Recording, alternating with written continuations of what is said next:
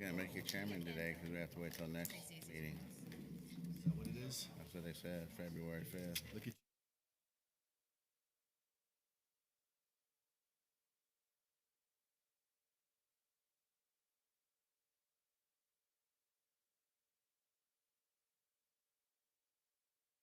just blow it up on your way out, right?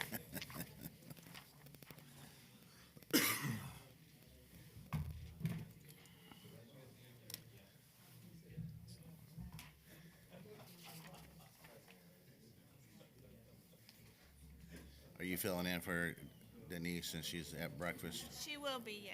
She'll be here She later. said she was gonna be just a little bit late. And she's not at breakfast, she's at a meeting. Breakfast meeting. It is actually. A meeting that just happens to have food there.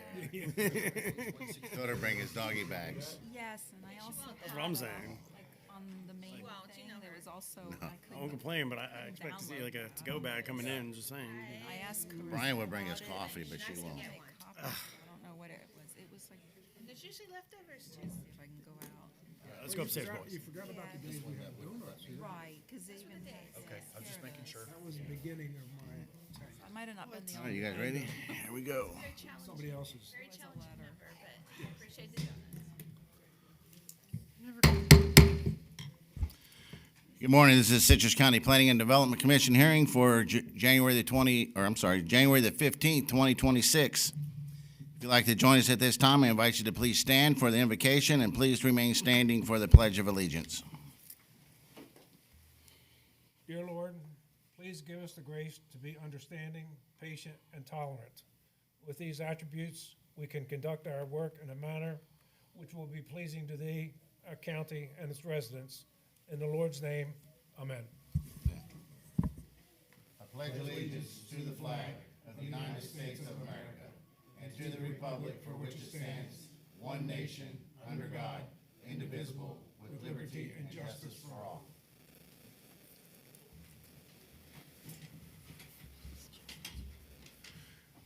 All right, thank you.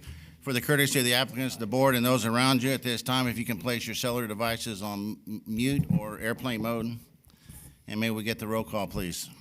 Morning. The following Planning and Development Commission members are present. Chair Richard Barmez, First Vice Chair David Bramblett, Jeanette Collins, Michael Facemeyer, Timothy Gilbert, Janice Murphy, and School Board Representative Chuck Dixon. Thank you. If any person decides to appeal any decisions made by the commission with respect to any matter considered at this hearing, he or she will need a record of the proceedings, and for such purpose, he or she may need to ensure that the verbatim record of the proceedings are made, which record should include testimony and evidence upon which the appeal is to be based. During the public input portions of the meeting, individuals are given 3 minutes, and representatives of an organization are given 5 minutes. When anyone wishing to speak comes to the podium, please complete the yellow form to hand to the recording secretary. Please print your name, your address, and your phone number, the number of the application for which you are speaking on the form. The yellow forms can be found at the podium by the front door. If representing an organization, a letter of authorization must accompany the speaker. And the comments will be limited to the topics being heard, so please state your name, spell your last name, and give your address for the tape record. At this time, I'm going to open up the podium to the public. This is an opportunity for you to come forward to address this commission on any issues that you may wish, but at this time, this is not the time for speaking of any applications that's going to be heard today. So the podium's open for anyone.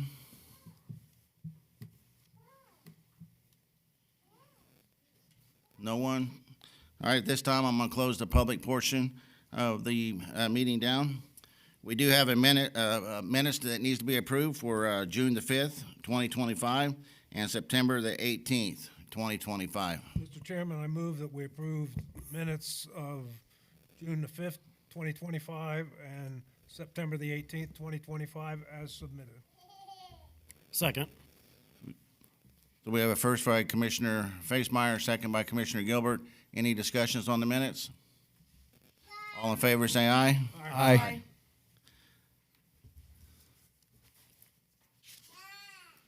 All right, do we have any staff announcements?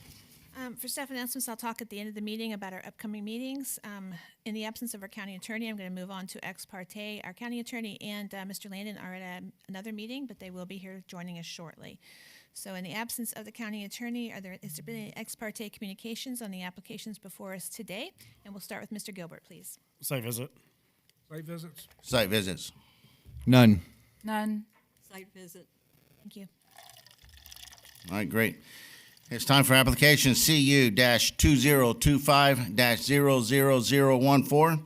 If the applicant is present, you can please make your way to the podium as we get the staff introduction, please. This application is a request for conditional use to exceed the Hang on just a second. We're not hearing you, Liz. Is it not on? Hang on. Technical difficulties. Yes, but we noticed when she was out of the office. Thank you, ma'am. Go ahead, Liz, sorry. This application is a request for a conditional use to exceed the Land Development Code's animal schedule. This is an aerial view of the subject property and the surrounding area. The red X's are the two road intersections that pictures were taken from. This is looking north and south on South Rural Terrace at the intersection of South Rural Terrace and East Urban Lane. This is looking east across the intersection of South Rural Terrace and East Urban Lane and west on East Urban Lane from that same intersection. This is looking north on East Urban Terrace and south on South Sandhill Terrace at the intersection with the portion of East Urban Lane that runs east-west along the subject property's boundary line. This is looking east on East Urban Lane and west across the intersection of the portion of East Urban Lane that runs east-west and where South Sandhill Terrace changes to East Urban Lane. And this is the site plan submitted by the applicant. Thank you. All right, thank you. Good morning. Good morning. Please state your name and continue with your presentation, please. My name is Ashley Miller. I live at 11648 South Rural Terrace. I'm a single mom, and I bought this property to raise my son in the country and to have livestock and animals and have chores and be able to run amok with limits. And I am simply asking for an exception to the current code. Frankly, one goat per acre doesn't make a lot of sense, especially when the current code allows 2 horses. How one goat is equivalent to 2 horses doesn't make a lot of sense to me. Goats are browsers. They do not graze. They prefer brambles and brush and bushes over grass. They eat hay daily. I feed them. I supplement with grain and feed as needed. They're relatively quiet animals. I will say they sometimes are not the brightest, and they get stuck in fences or whatever causes them to make the occasional noise. But for the most part, they're very quiet. They don't cause a smell, and they really don't impact anyone outside of my property. So, open to whatever questions you may have. All right, does staff have any questions for the applicant? Yes, sir. Good morning. Good morning. So it looks like there are some unpermitted accessory structures on this property. Could you describe those accessory structures, what they are? Sure. Remember, I bought this property. I closed on this property on October 1st. I've made 0 changes to it besides putting fences up for the goats. There is an aluminum carport that, from my understanding of conversations with adjacent neighbors, was actually moved from an adjacent property by the previous owner, and there is a shed, it's like 12 by 24 shed. And then the survey shows a third unpermitted structure that's not there anymore. It was the previous owner's dog kennel. He took it when they left. And then there is the chicken coop. And what was listed as another pen up there in the left third of the photograph is actually a raised bed garden that's just walled off, or it's just fenced off. And are you aware that those structures may have to be permitted? Yes, I did see that in the initial report. All right. And are you familiar with the conditions that are in the staff report? Yes, I couldn't tell you off the top of my head what they are, but I did read them, yes. Okay, and you're okay with those conditions? You have no? If that's what I need to do, then, I have no problems abiding by the rules or the requirements. And just one more question, I'm sorry. No worries. So you're asking for 10 goats an acre, and our code, as you know, has one goat per acre. So pygmy and dwarf goats appear to be smaller, but can you elaborate why? I know you talked about grazing, that's not really what the acreage requirement is. So why do you think that 10 is appropriate here in this case for this particular breed? Well, first of all, because it fits what I have. I mean, just being logical. But also, I kind of looked at some of the other codes in the state of Florida, and in Alachua County, that's actually what their equivalent is that they have, like, I think they list it as animal something equivalents. And so, like, one horse is equivalent to 5 goats in their code. So if the code allows 2 horses per acre, that would be the same as 10 per acre. But realistically, I made the request based off of what my need was. These are generally a lot smaller than the goats that we normally think of. Yes, they're very small. I have a couple that are, I would say, probably 60 pounds, but the majority of them are 40 pounds or less. They're all, I would say, about this tall. Okay, thank you. Thank you, sir. Thank you. Does the board have any questions for the applicant? Commissioner Facemeyer. Good morning. Good morning. Do you have other animals on this property? I have 3 hens and 2 dogs. 3 what? 3 hens, 3 chickens. Oh, okay. And what breed are the dogs? They are Great Pyrenees. They are livestock guardian dogs. When I visited this property, I'm glad it was fenced in because they're very aggressive dogs. They were to me, and I was in my vehicle, and your fence was between my vehicle and your property. So that's of a concern. I mean, I know you're not here to ask for more dogs, you're here to ask for more goats. Did you do any research on the zoning of this property before you purchased it? I did not. I obviously visited the property several times. It was a very rural area. Adjacent neighbors had horses, and I drove through and saw other livestock, but I did not on that. I would like to comment on your comment on my dogs, if I may. As my neighbors will attest, they're actually not aggressive, but their job is to protect their property and protect their livestock. So unknown anyone approaching or in the vicinity of their fence line, their first line of defense is a bark and snarl. I always tell people not to reach over the fence and to let them sniff first, but they're actually the biggest babies on the planet. So, excuse me. But they really tussle with each other, but they're actually very much not aggressive. They would have tussled to me if I wasn't protected, but that's not why we're here.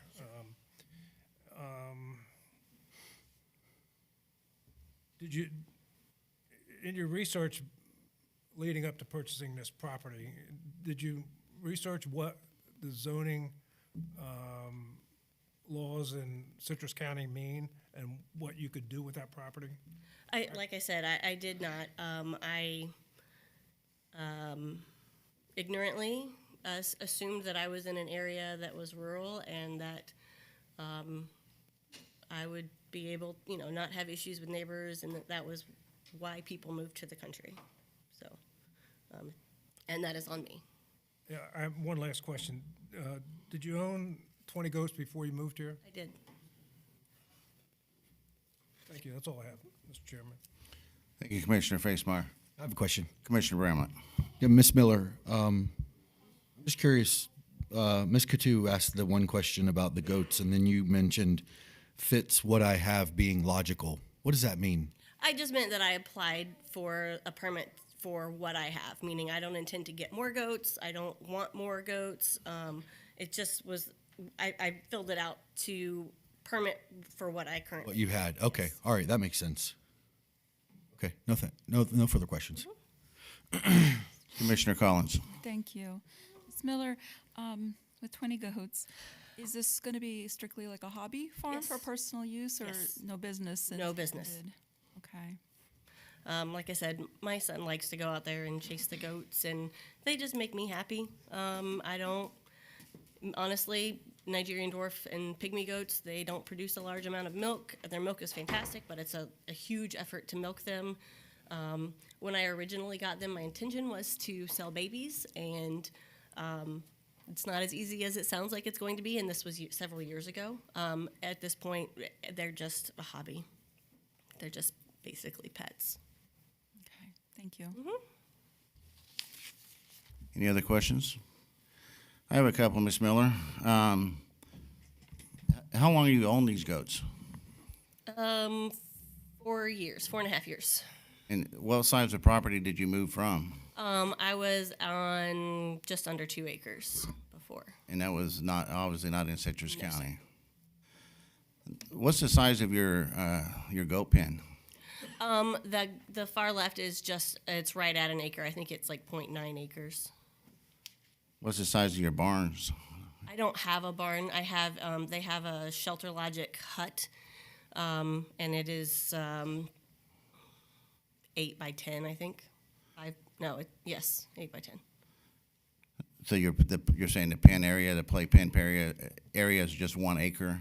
Yes. Currently, I do have, like I said, I have another pen up on the rural terrace side of the property that's about a half an acre. There's not currently any goats in there, but that is kind of like an isolation area, or if I need to separate them out for whatever reason. So your testimony is that you're asking for 20 goats for 1 acre because you're not using the other acre. But I did put on my site plan the ability to put in additional pens if required or necessary. But I mean, if you observe my goats, they spend a lot of their time in the same area, in the same space.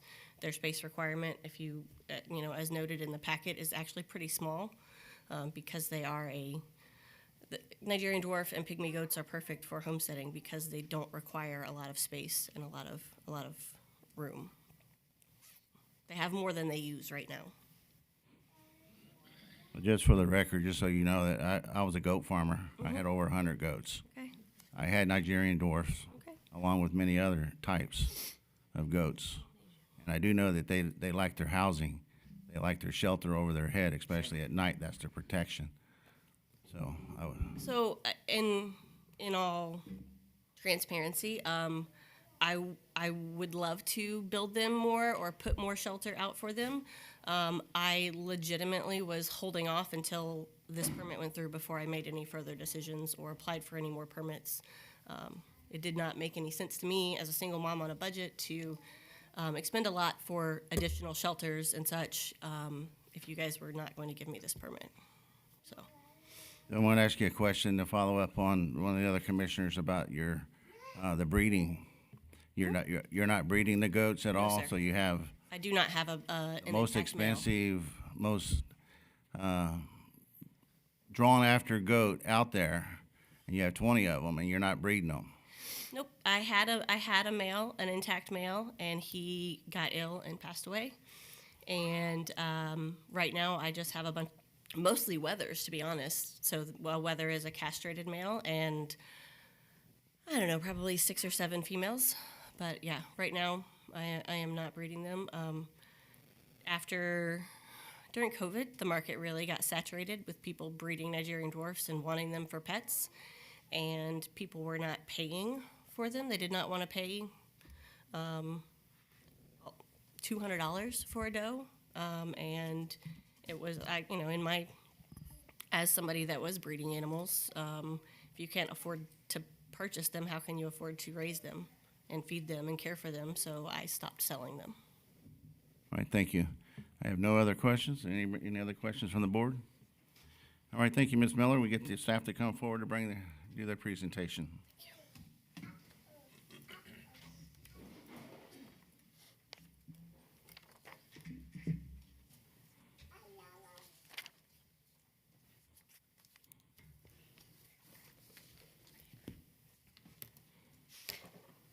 morning, everyone.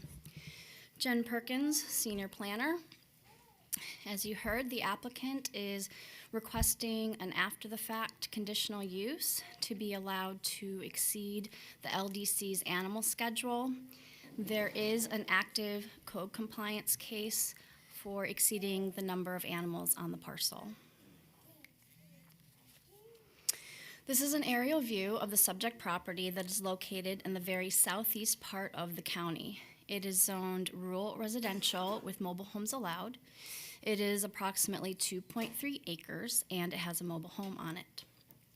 As you heard, the applicant stated she has 20 Nigerian goats. The LDC allows for 1 goat per acre, and this parcel would allow for 2 goats. The applicant is requesting to be allowed up to 10 dwarf or pygmy goats per acre for a total of 20 goats. Hens as pets, 4 of them are also allowed in residential districts that are developed with a single-family dwelling, and the applicant has stated that she has the 3 hens. This is a sketch of survey that the applicant submitted. I'm the one that labeled the chicken coop, mobile home, internal pen, and the 3 accessory structures that are unpermitted. Even prior to her presentation, she had clarified that the internal pen is the fenced garden and that one of those accessory structures has been removed. This is a site plan that the applicant submitted showing the goat browsing areas. The chicken coop is in the middle of the photo, the fenced garden is to the right, and those small structures are not being used per conversation with the applicant. 20 goats were observed during a site visit. You can see some of them here. You can also see barbed wire on the perimeter fence. Barbed wire is not allowed to be used on perimeter fences in residential districts that do not have an agricultural use, and this parcel does not have an agricultural classification. A condition of this application, if it is approved, is that all barbed wire must be removed from perimeter fencing. And I've already had a previous conversation with the applicant who said that she would remove the barbed wire. These are 3 of the residences that are in the immediately surrounding area. Lastly, the subject property is surrounded by other parcels that are zoned RUR and Ag District. Thank you. All right, thank you. Ms. Miller, do you have any questions for staff? Does the board have any questions for staff? I have a couple questions. Sure. Mr. Brownlet. I'm just curious where the 1 goat per acre schedule came from, and what is the determining underlying factor of that decision? Was that like a best practices, UF, or was it just something that we said we think 1 goat per acre is sufficient? Just curious, in the land development code. Yeah, so that actually is a provision that was done quite a while ago with people that were familiar with various agriculture. I have no idea what they were looking at as far as grazing versus this versus this. That's what's. So do we know the last time that our animal schedule was revised on any parcels? I feel like we had talked about something regarding animals here recently. Yeah, we have recently. Recently? Yeah. Did that include the goat schedule? The number per acre, I don't know if that was reviewed recently. I have no idea. Okay, so we don't know if it's like scientific data or anything like that the goat schedule is. These aren't accusatory, they're just questions. No, I mean, it's just, It is what it it's is. the code. Okay. It's the Board of County Commissioners adopted policy for Citrus County. Okay. And then I'm curious what the chicken schedule is, just because I don't remember it off the top of my head. Can we have a little refresher on that? 4 hens are what's allowed as animals by pets. So you don't even go on the animal schedule. You can have 4 hens and not a rooster, and that's what she's doing. So if she Doesn't wasn't, matter the property size. no, it does not. With animals as pets outside the residence, 4 hens is allowed on any residential. There might be deed restrictions some places. Okay, 4 hens per property. hens, Doesn't not matter 2 the different size. schedules. No roosters. Right, there's pets and animal schedule. It's in animals. Okay. We took out the rooster. The rooster obviously isn't allowed as a pet, but the hens, sure. Right. Okay, thank you. Thank you, Commissioner Brown. Any other questions from the board? Mr. Chairman, I do have one. On the code compliance case, is that only for the number of goats, or is there any other component to that case? Just the goats. Just the goats? Thank you. So the unpermitted structures and accessory dwellings is on the property. That was found by code enforcement when they came out on the complaint on the goats, or how do we determine that they? Based on the sketch of the survey that was submitted. Okay, that's the sketch. All right. I don't have any other questions. Any other questions? All right. Thank you. All right. This time, the public portion of the meeting will now be open. If there's anyone present who would like to speak on this application, please come forward to the podium. As a reminder, individuals have 3 minutes and organizations have 5 minutes. When speaking on this application, please address this board. If you have any documentation that you want to enter into the record, please provide a copy to the recording secretary. Good morning, sir. Morning. My name is Michael Genovese, Genovese. I live directly across the street from the said property.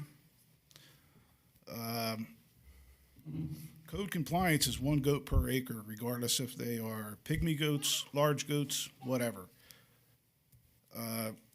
If you approve this, my property value is going to drop. We're talking 20 goats. I walk outside my front door and that's all I see is goats. When the temperature goes above 80 degrees, all I smell is goat crap. Excuse me. Next question I have is, are these goats vet cared for? They have no structures. I have yet to see a veterinarian over there checking the animals. There's no shelter for the animals. And there's obviously not enough room for the animals. Now, if you approve this, I'm sorry, but I'm going to have to appeal it because said property is not the proper size for the amount of animals. And getting back to your question about the 2 large dogs, as I said, I live directly across the street. Every school bus that goes up and down the street, the dogs are constantly chasing it. Every delivery truck. We live in a rural neighborhood. We don't need this kind of aggravation. The street, urban, is approximately, 12 foot wide. You have school buses going in and out of the complex. That's the only access to the rest of the complex. There's no other entrance or exit other than through Urban Lane. And I'm sorry, it's a traffic problem. I mean, I love animals. I'm sure everybody else here does. You go down the street, you see animals, you stop. What happens? You got traffic backed up. You've got people trying to drive up on my lawn to get around other traffic. I'm sorry, but this is unacceptable. Thank you. Thank you, sir. Next speaker.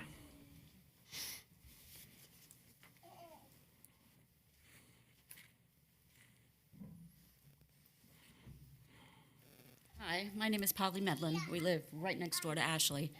We have 2 horses, 2 dogs. One's a bigger dog, and then we have a smaller dog. Please speak into the microphone. Dogs being sorry. I understand what you're saying about the dogs being intimidating. We were a little nervous at first, but I have a niece who has the same exact dogs, and they're not intimidating. They are at first, but give them a minute and they're fine. We have a neighbor on the other side that has 2 large dogs. Our dogs don't get along. Ours and Ashley's dogs have no issues at all. All of this started because of the dogs. There was a complaint about the dogs, not the goats, but it's turned into the goats. We don't have an issue with the goats. We own 5 acres right next door, and we also own 10 acres directly across from her. That's vacant lot. There's no issue with the goats. I've had to jump the fence because one of the goats did get stuck in the fence when she first moved in. And I was a little intimidated with the dogs, but I jumped her fence to help the goat. There was no issue with the dogs. The dogs were like, oh, what are you doing, helping the goat? Okay, and then went wandering off. I don't see how they can say 1 goat per acre is correct when you're allowed to have a horse. I mean, obviously a goat doesn't tear up the grass. And honestly, her goats stay in one small area. They stay on that one fence line, and that's about it. They don't even use most of the area that she's got fenced for them. I think all of this started because there was a complaint more of the dogs. And the whole thing about her not being able to have these goats is just, honestly, I think ridiculous. That's all I want to say. Thank you. Thank you. Next speaker. Can we get your yellow sheet, ma'am? Thank you.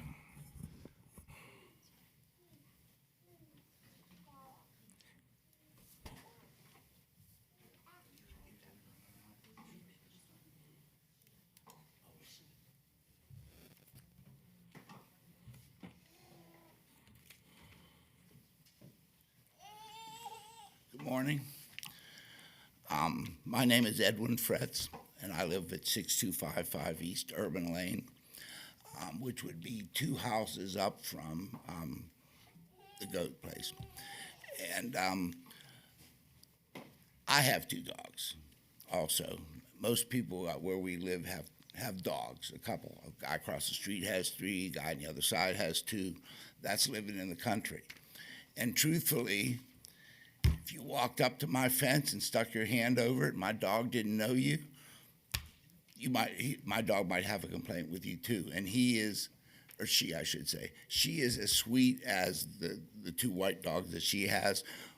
Once they know that you're not trying to harm the goats or do any harm, they're very gentle. I've reached across and petted them, but I didn't do it the first time. First time they were not happy to see me. As far as traffic out where we go, they mentioned the problem with traffic. Every road out where we live is a dead end. East Urban Lane is a dead end. McMillan is a dead end. I can't remember the one that goes off of McMillan is a dead end. They're all dead ends. And there's very little traffic out there. It's one of the reasons I like about it. I live on a dead end street. Anybody coming by me is either FedEx or they live down there or they have some business for being down there.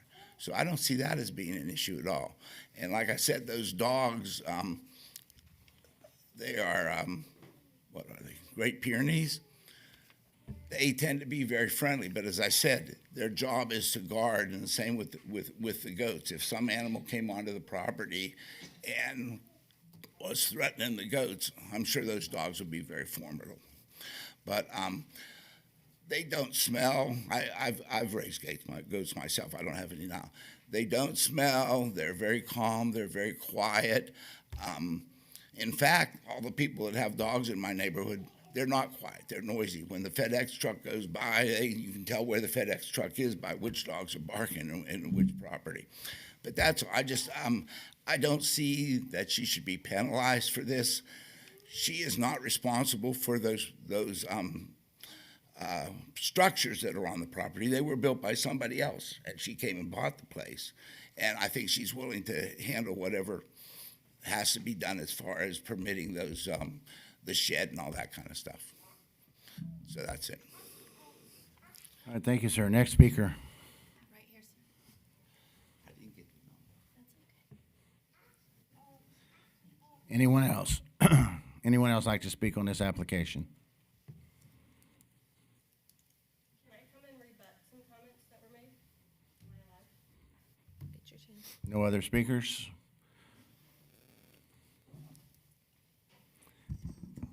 Yes, Ms. Miller, you have an opportunity to rebuttal the public comments, and please keep it to the public comments with no additional comments. Thank you. Sure. As far as the comment about,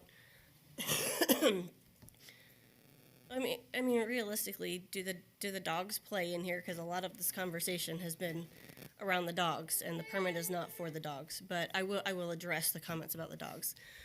Yes, the dogs chase trucks and school buses and whatnot up and down the fence, but they're within the fence and on my property. The previous property owner, to my understanding, at one point had 12 to 15 hunting dogs on that property that barked nonstop around the clock. When I was visiting the site, witnessed his dogs running up and down the fence doing the exact same thing, chasing the mail trucks. So I don't know if the across the street's neighbors' issues are from the previous owner, who I've heard was not the best neighbor. I don't know. I don't know why they're so upset or so angry with me. My dogs are not aggressive. He approached my property at 6:30 in the morning and began yelling at me with my dogs in my presence. And remember, these dogs, their job is to protect their property and their people and their animals. So they probably don't like him very much since he was very aggressive with me. So I can see that they don't like when he approaches the street to take his trash out and things. I will tell you that I have had countless neighbors from back in the neighborhood that I couldn't even tell you their names stop and tell me how much they appreciate the goats, how much they like seeing the goats and the dogs. And again, Polly and Leo reach over the fence. Edwin stops by and reaches over the fence and talks to the dogs. They don't smell. I can't tell you. I mean, I moved October 1st. Since October 1st and now, I don't know how many over 80-degree days we've had. So it's a little reaching to say that if it gets over 80 degrees, all you smell is goat poop. Furthermore, I encourage you to look into property ownership across the street and who's making the arguments. When I was approached about there being an issue with the dogs, attempted to apologize and to explain their job and that they were in a new location. They'd been outside for 3 nights. It was a full moon. It was the first cold snap. Animals were moving. They were barking. Since they were not receptive to any of my apologies or attempts to resolve the situation, because I did, after he approached my property at 6:30 in the morning, I waited till a reasonable time of day to go and discuss with this man and the property owners about my dogs and to apologize to them and try to make things right. I had just moved in. I didn't want this to be the situation. No reception to anything I had to say. Since then, my dogs don't stay out at night. They don't keep anybody awake. They come in before 10 o'clock, which I believe is the curfew time. If I hear them starting to get out of hand with barking, I bring them in. I'm doing everything in my power to make sure that I'm not a nuisance neighbor. All right. Thank you. All right, this time I'm going to close the public portion of the hearing down. I'm going to bring the discussion back to the board. Who would like to begin? Mr. Chairman, Commissioner Facemeyer. unfortunately, the code defines the number of goats per acre. The applicant, unfortunately, did not do due diligence prior to purchasing this property. I think this board is, for the most part, pretty understanding when it comes to conditional uses and variances, but to go from an allowed or permitted 2 goats per acre to 20 goats per acre is a quantum leap, and I will not be supporting this application. All right, thank you, Commissioner Facemeyer. Anyone else? Yes, sir. Commissioner Bramlett. Yeah, so we're here to talk about the goats. A lot of talk about the dogs, but that's for a different conversation. Like Mr. Facemeyer said, listen, Miss Miller, I want you to have animals. I want your son to be able to raise and feed and do all the things that you want him to do in a rural property like that. But the long and short of it is we have an LDC. We have an LDC for reasons. Whether or not that LDC is outdated or doesn't make sense really isn't a discussion for this board. I think that you would probably be better served maybe going to the commissioners and saying, hey, I think that we should do an LDC animal or pet schedule revision. Maybe it's up for debate. I don't know. I'm not a scientist. That's why I asked the questions. But with the information that we have and everything that's put in front of us, the facts, I'm going to say that I am not in favor of this. Best of luck to you. I hope that you can keep the amount of goats and the animals on the property that can help you and your son go out and enjoy the things that a lot of kids don't really get in this world these days. All right, thank you, Commissioner Bramlett. Anyone else? Commissioner Collins. Mr. Chair, in the backup, there was the University of Florida IFAS best management practices shown for goats.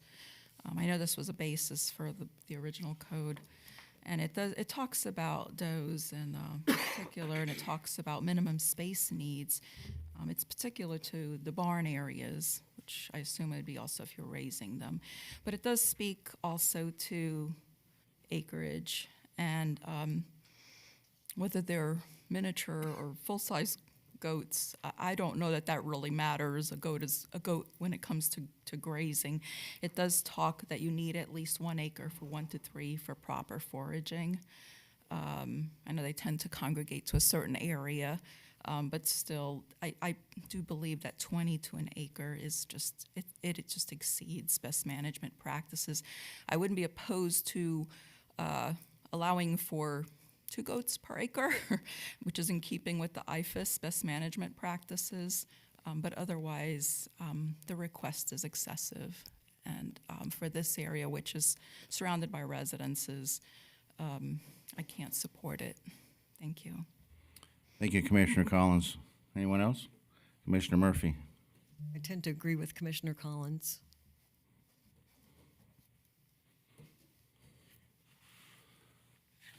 I don't need to add anything.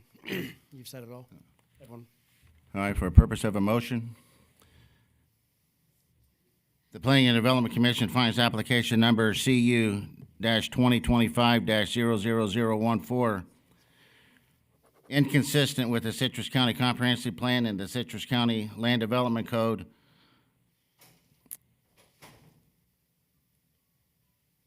The purpose of the conditional use will adversely affect the public interest.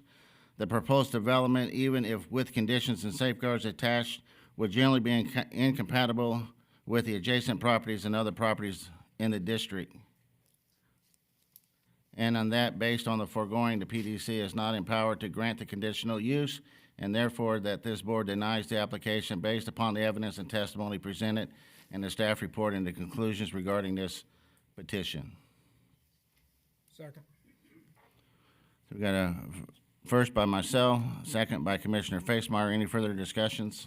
I would just wonder, I wanted to see maybe if you thought, would you be open to the IFAS, as long as Ms. Collins, pointing out that the University of Florida best management practices say 2 goats per acre?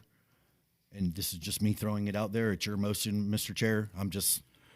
Well, let me just touch on that because I'm very familiar with that. Heard this in office of UF, when it says 2, is not just about 2 goats per acre. To have the 2 goats per acre, you got to have 1,500 square foot per goat with housing. A housing does not consist of a roof over it; it consists of walls. I didn't see any walls, and her testimony was it was open shelter.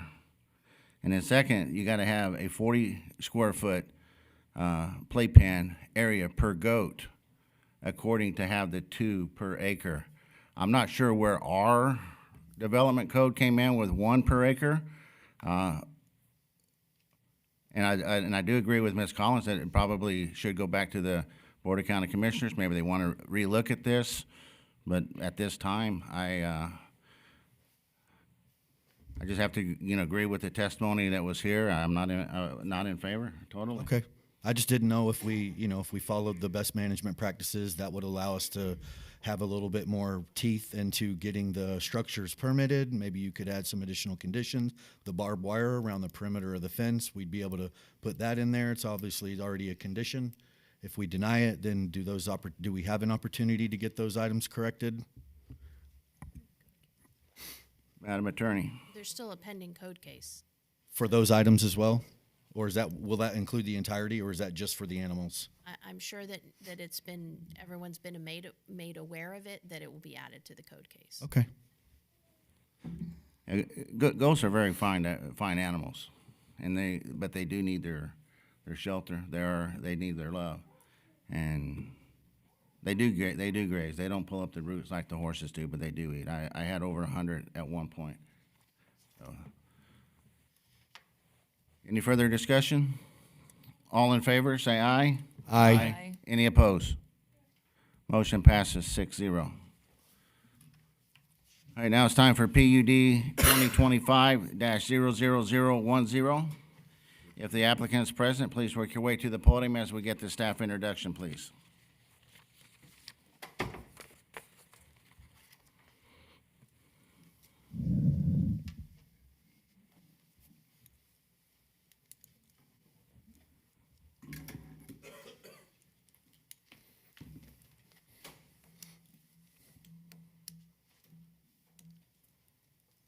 Thank you. Sorry, some technical difficulties. Just a moment.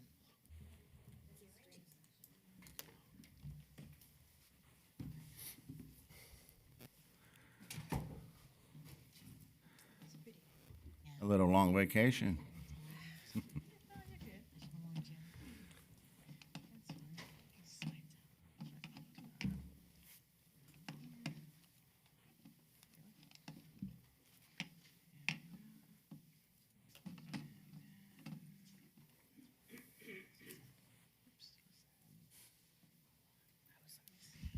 think it's this one here.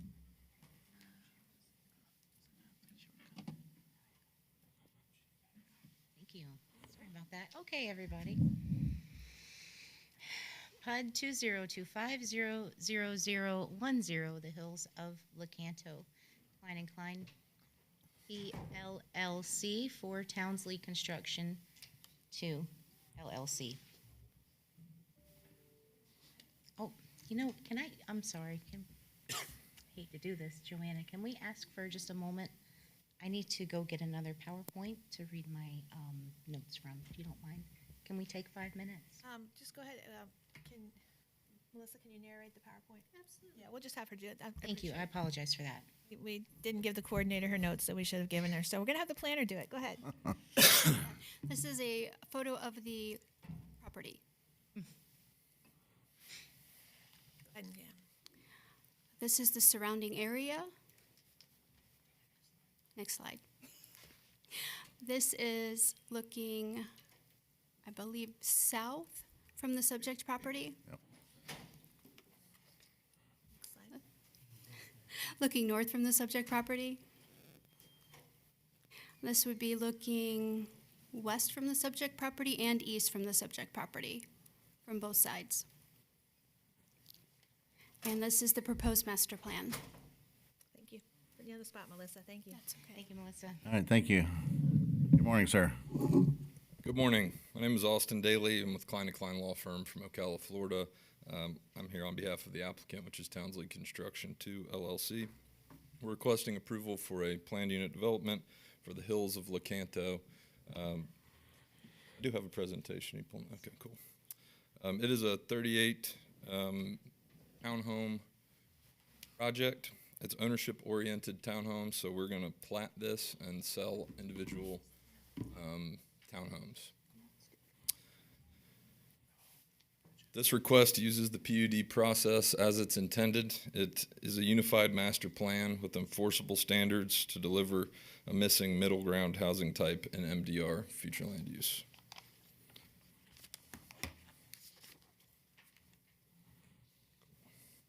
Today I'm going to cover who the applicant team is, the site and the surrounding context, what's proposed, the deviation requests, and how we've addressed staff's comments. So who's building the project? Townsley Construction 2 LLC. It's Townsley Construction.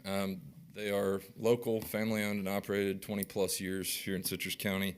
They're proud of their work, and they're excited to do this project. They have historically done a lot of single-family homes, very high-end, high-quality product. They got a great reputation, and I've got one of their principals here with me.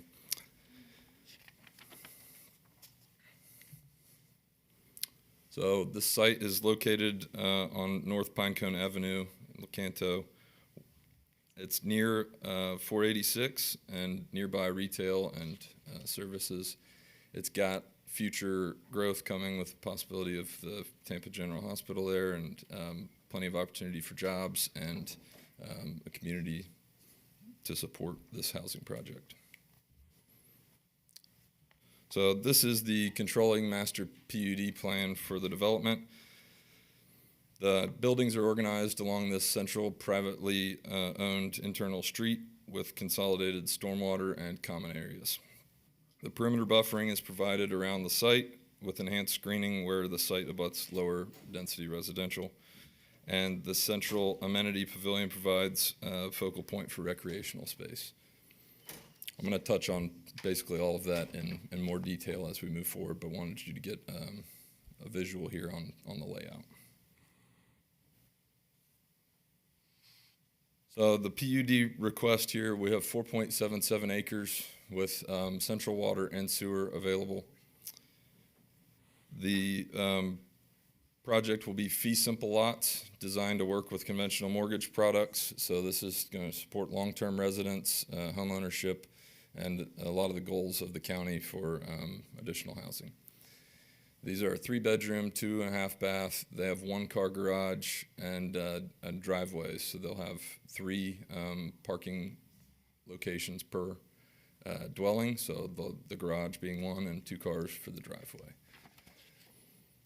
It's got, as you saw in the previous one, a design with a central green area, central community recreation area, and a private street, and everything's internally facing. So how this project is being built and how it's going to be maintained long term, this is a rendering, a digital rendering of what we anticipate the project will look like, pretty close to this. It's the kind of housing that the comprehensive plan contemplates, and I'll cite some provisions later that support that, but it's attached, it's well planned, it's residential scale, buffered and managed under a unified plan. And these ownership-oriented housing types help fill a real gap in housing options. Here is the horizontal elevation here and some of the floor plan layouts. So you've got the first floor having the garage and most of the living area, and then upstairs being bedrooms. From the front, you can see there's an articulated front with some depth there. It's got a residential character, roof pitch, and these, as we said, these will be platted. They'll meet the Florida Fire Code and Florida Building Code, and the exterior walls, the dividing walls, and the roof and kind of common appurtenances will be managed by the HOA. Which brings me to the HOA. This community will have an HOA that will maintain the private streets and sidewalks, the stormwater pond and drainage facilities, landscape buffers, entry features, pavilion, lighting, signage, recreation areas, and shared roofing and external walls. We'll record HOA documents along with the plat, and that'll create a clear and enforceable maintenance mechanism so the county won't be responsible. So this product, and we'll touch more a little bit on the townhome product here. So there's been a lot of research and writings about the missing middle housing options, which is between your typical detached single family and your rental products, like an apartment.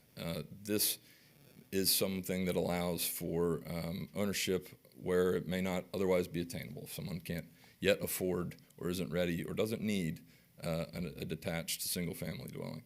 I have a friend from law school that just bought his first home, and it is a townhome almost identical to what we're dealing with here. He's a single guy, he's a professional, it's in a location that's suitable to him, and it's allowing him to start building equity rather than renting. So these things, the 17% of single family starts in Q2 of 2025 were townhomes. You see 179,000 townhome starts over the prior 4 quarters, which is an increase over the prior period. And the moving average share, 18.3% of these additional starts. So that's the highest on average dating back to 1985.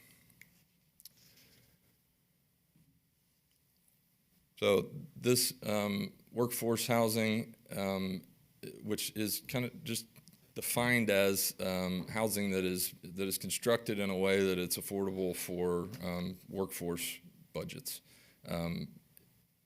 Florida, University of Florida has talked about how Florida continues to face a shortage of affordable housing, even as so construction prices have gone up, and we have limited to no affordable housing being built.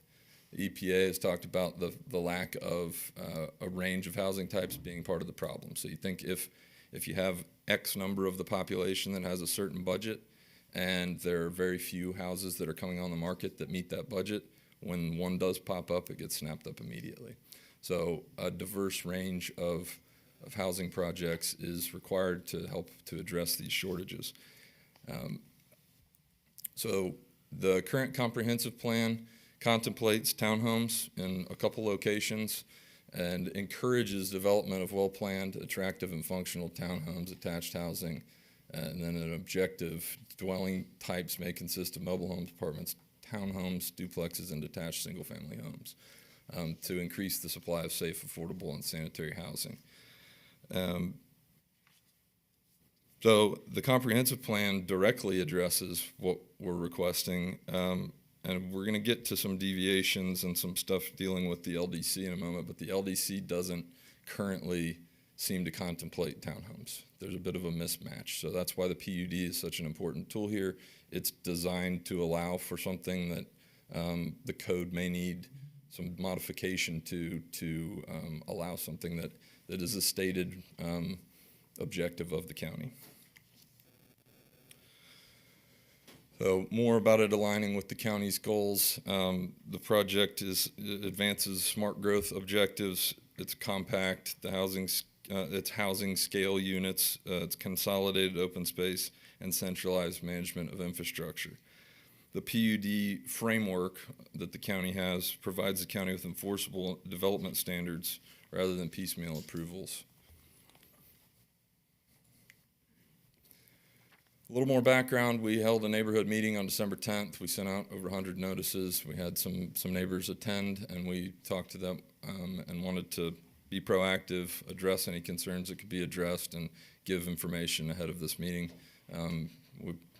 My boss has imparted on me that in the absence of information, the human condition is to assume the worst. So we want to give information as much as possible and as early in the process as we have it and are able to do so, so that people know what is coming.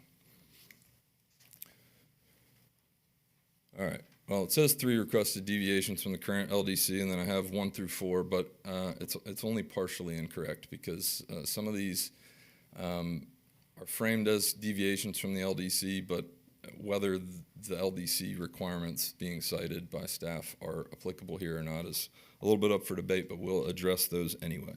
So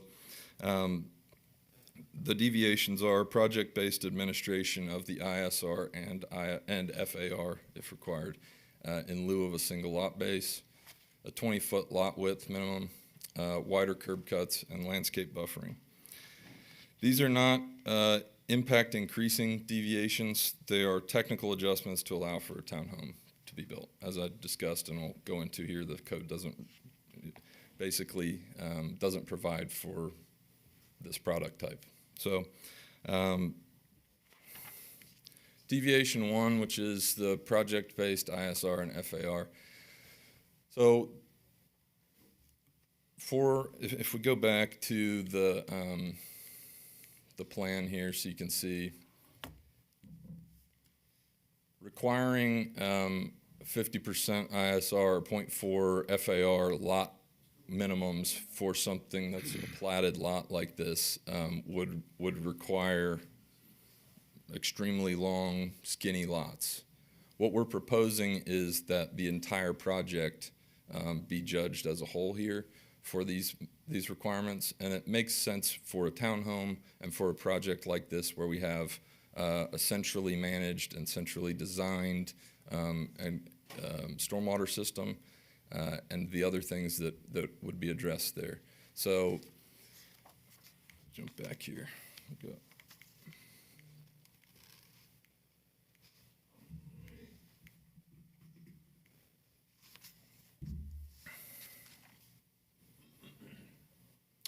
So the ISR, as drafted in the code, is an impact management tool, and we, through this holistic plan, are able to manage the impacts that otherwise are contemplated by a per lot designation.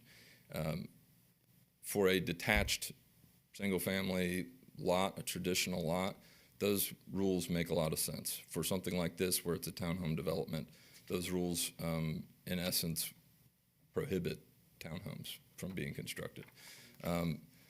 The FAR section, we're requesting the same consideration here. The FAR statements in the Land Development Code for MDR say that it's for non-residential uses, so we don't believe that the FAR rules even apply here. But to the I'm not interested in arguing semantics about it, because the same statement applies here. The FAR is to limit these impacts, and we can limit those impacts, and we have limited those impacts by the central and uniform design of the project. So the takeaway on this one here, the practical outcome of not allowing this deviation and using a lot-by-lot based ISR and FAR is to make fee-simple townhomes unworkable as a product type, forcing either major unit reduction or dysfunctional lot geometry, which the latter of those would be more probable based on the design, even though the actual impacts are controlled through engineering.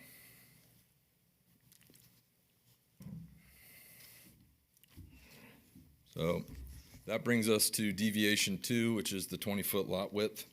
The code currently says in one section there's no lot width minimums unless set forth elsewhere, and then down later on that page it says the lot width minimums are 40 feet unless PUD says otherwise. So we're using the correct tool here to request this. And a 20-foot lot width, believe it or not, is an extremely typical townhome width. The national average size width for a townhome is about 20 feet. So a lot of the design considerations and the other deviations are kind of arising out of the fact that the product type itself necessitates a narrower lot design, and that creates some of these other things that have led to the request for the deviations. These townhomes, while they have a narrower width, still provide for buffering, still provide internal circulation, private garages, driveways, they've got backyards, and we've got a cohesive plan here. So this deviation enables the townhome form without increasing the density beyond what MDR would allow under a PUD. The third one is wider curb cuts. This one is really well illustrated by the plan as well. Within this internal road, due to the clustered nature of the units, we're requesting that the driveway apron be connected for those for each building. So again, this is on an internal, privately owned and maintained roadway, and it's necessitated by the lot width sizes. We could separate them all, I guess, but it doesn't make much sense to, and kind of creates additional engineering problems. So the deviation request there for those to be connected.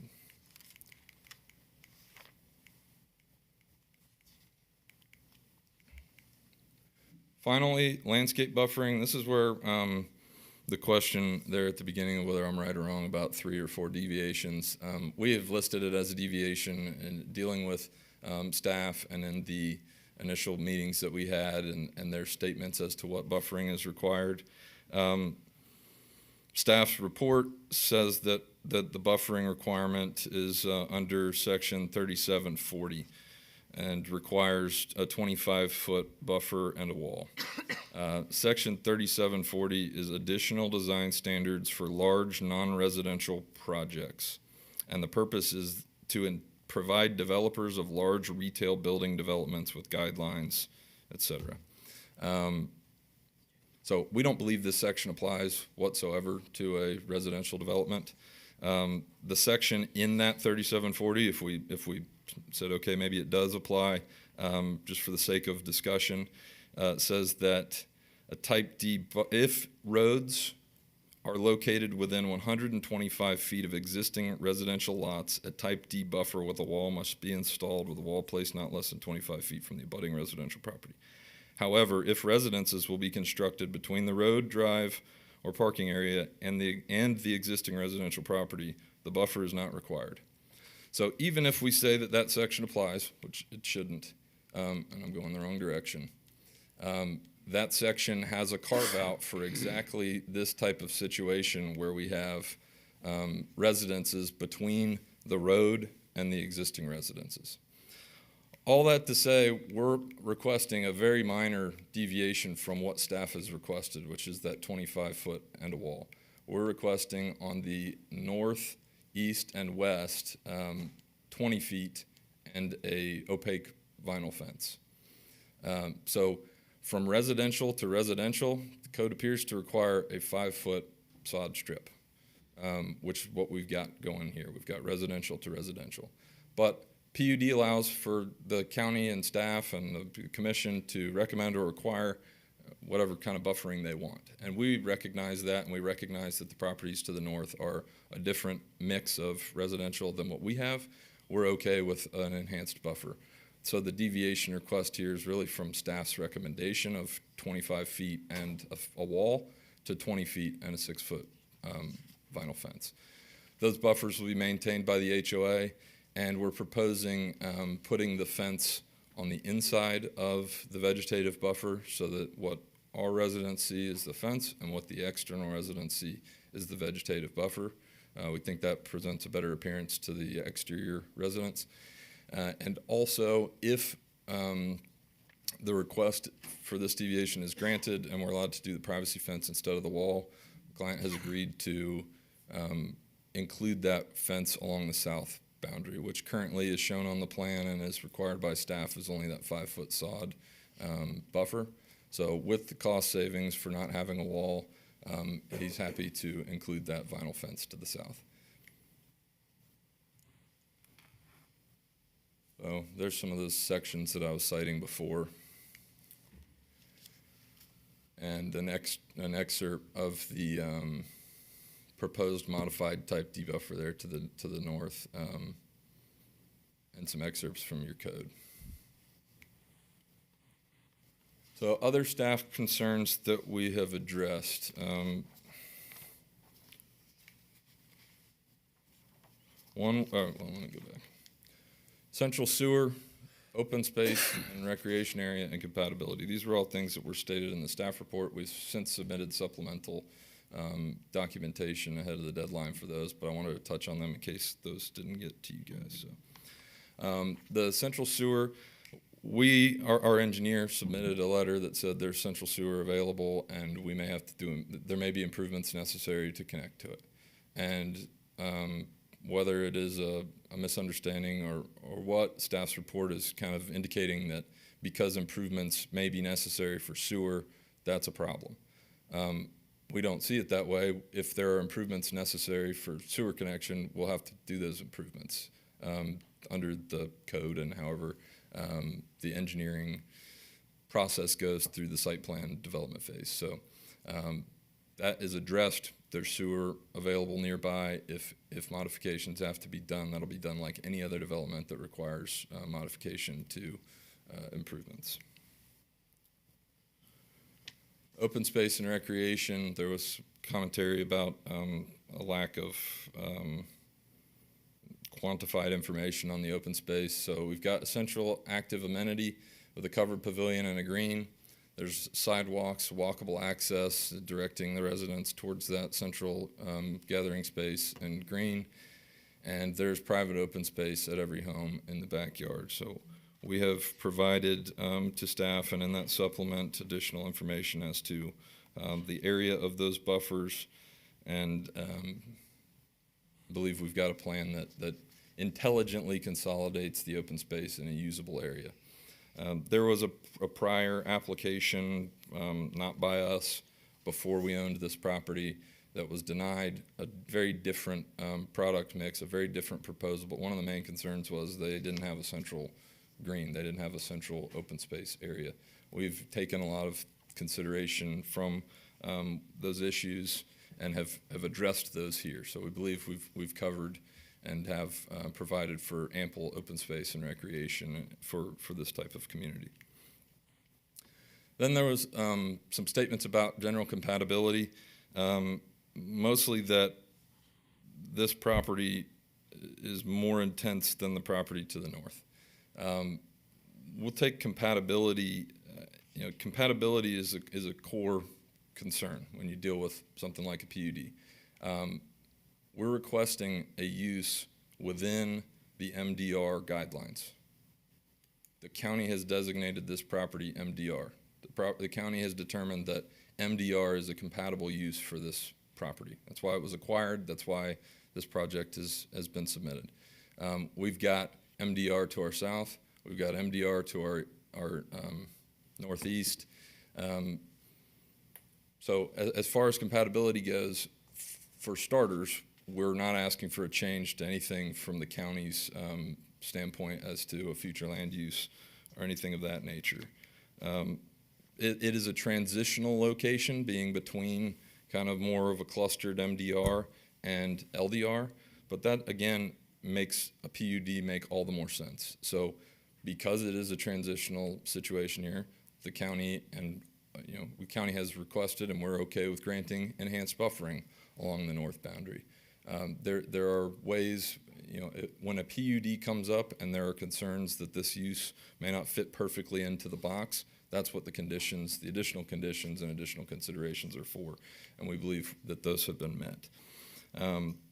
The PUD is the county's compatibility tool. It allows for the county to make a use compatible or to enhance the compatibility where it's already compatible. It's implemented through these enforced PUD controls and permitting stage requirements and ensuring that the build-out remains consistent with the MDR standards.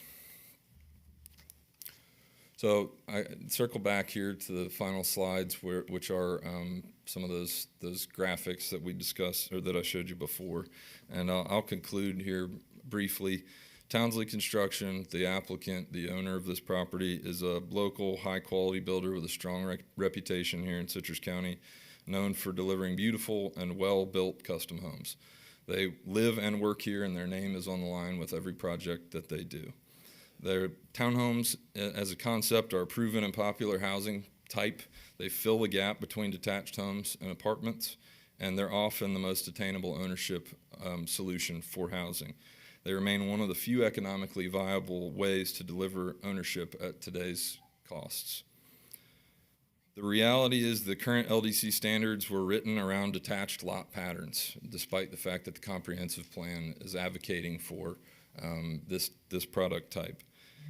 If applied rigidly, the LDC would, as a practical matter, make fee-simple townhomes unworkable on MDR land. That becomes a de facto ban on the very housing type that the comprehensive plan says that the county should encourage. That is also why the county has a PUD framework, and why most jurisdictions have a PUD framework, to fill the gap where there is a project that fits what is trying to be done, but may need some additional controls or considerations be made that aren't otherwise directly addressed by the LDC. The 4 deviations are technical adjustments that don't increase impacts. They allow for the townhome PUD to function while preserving, and in some cases strengthening, buffering, stormwater performance, access to safety, and long-term enforceability through the HOA.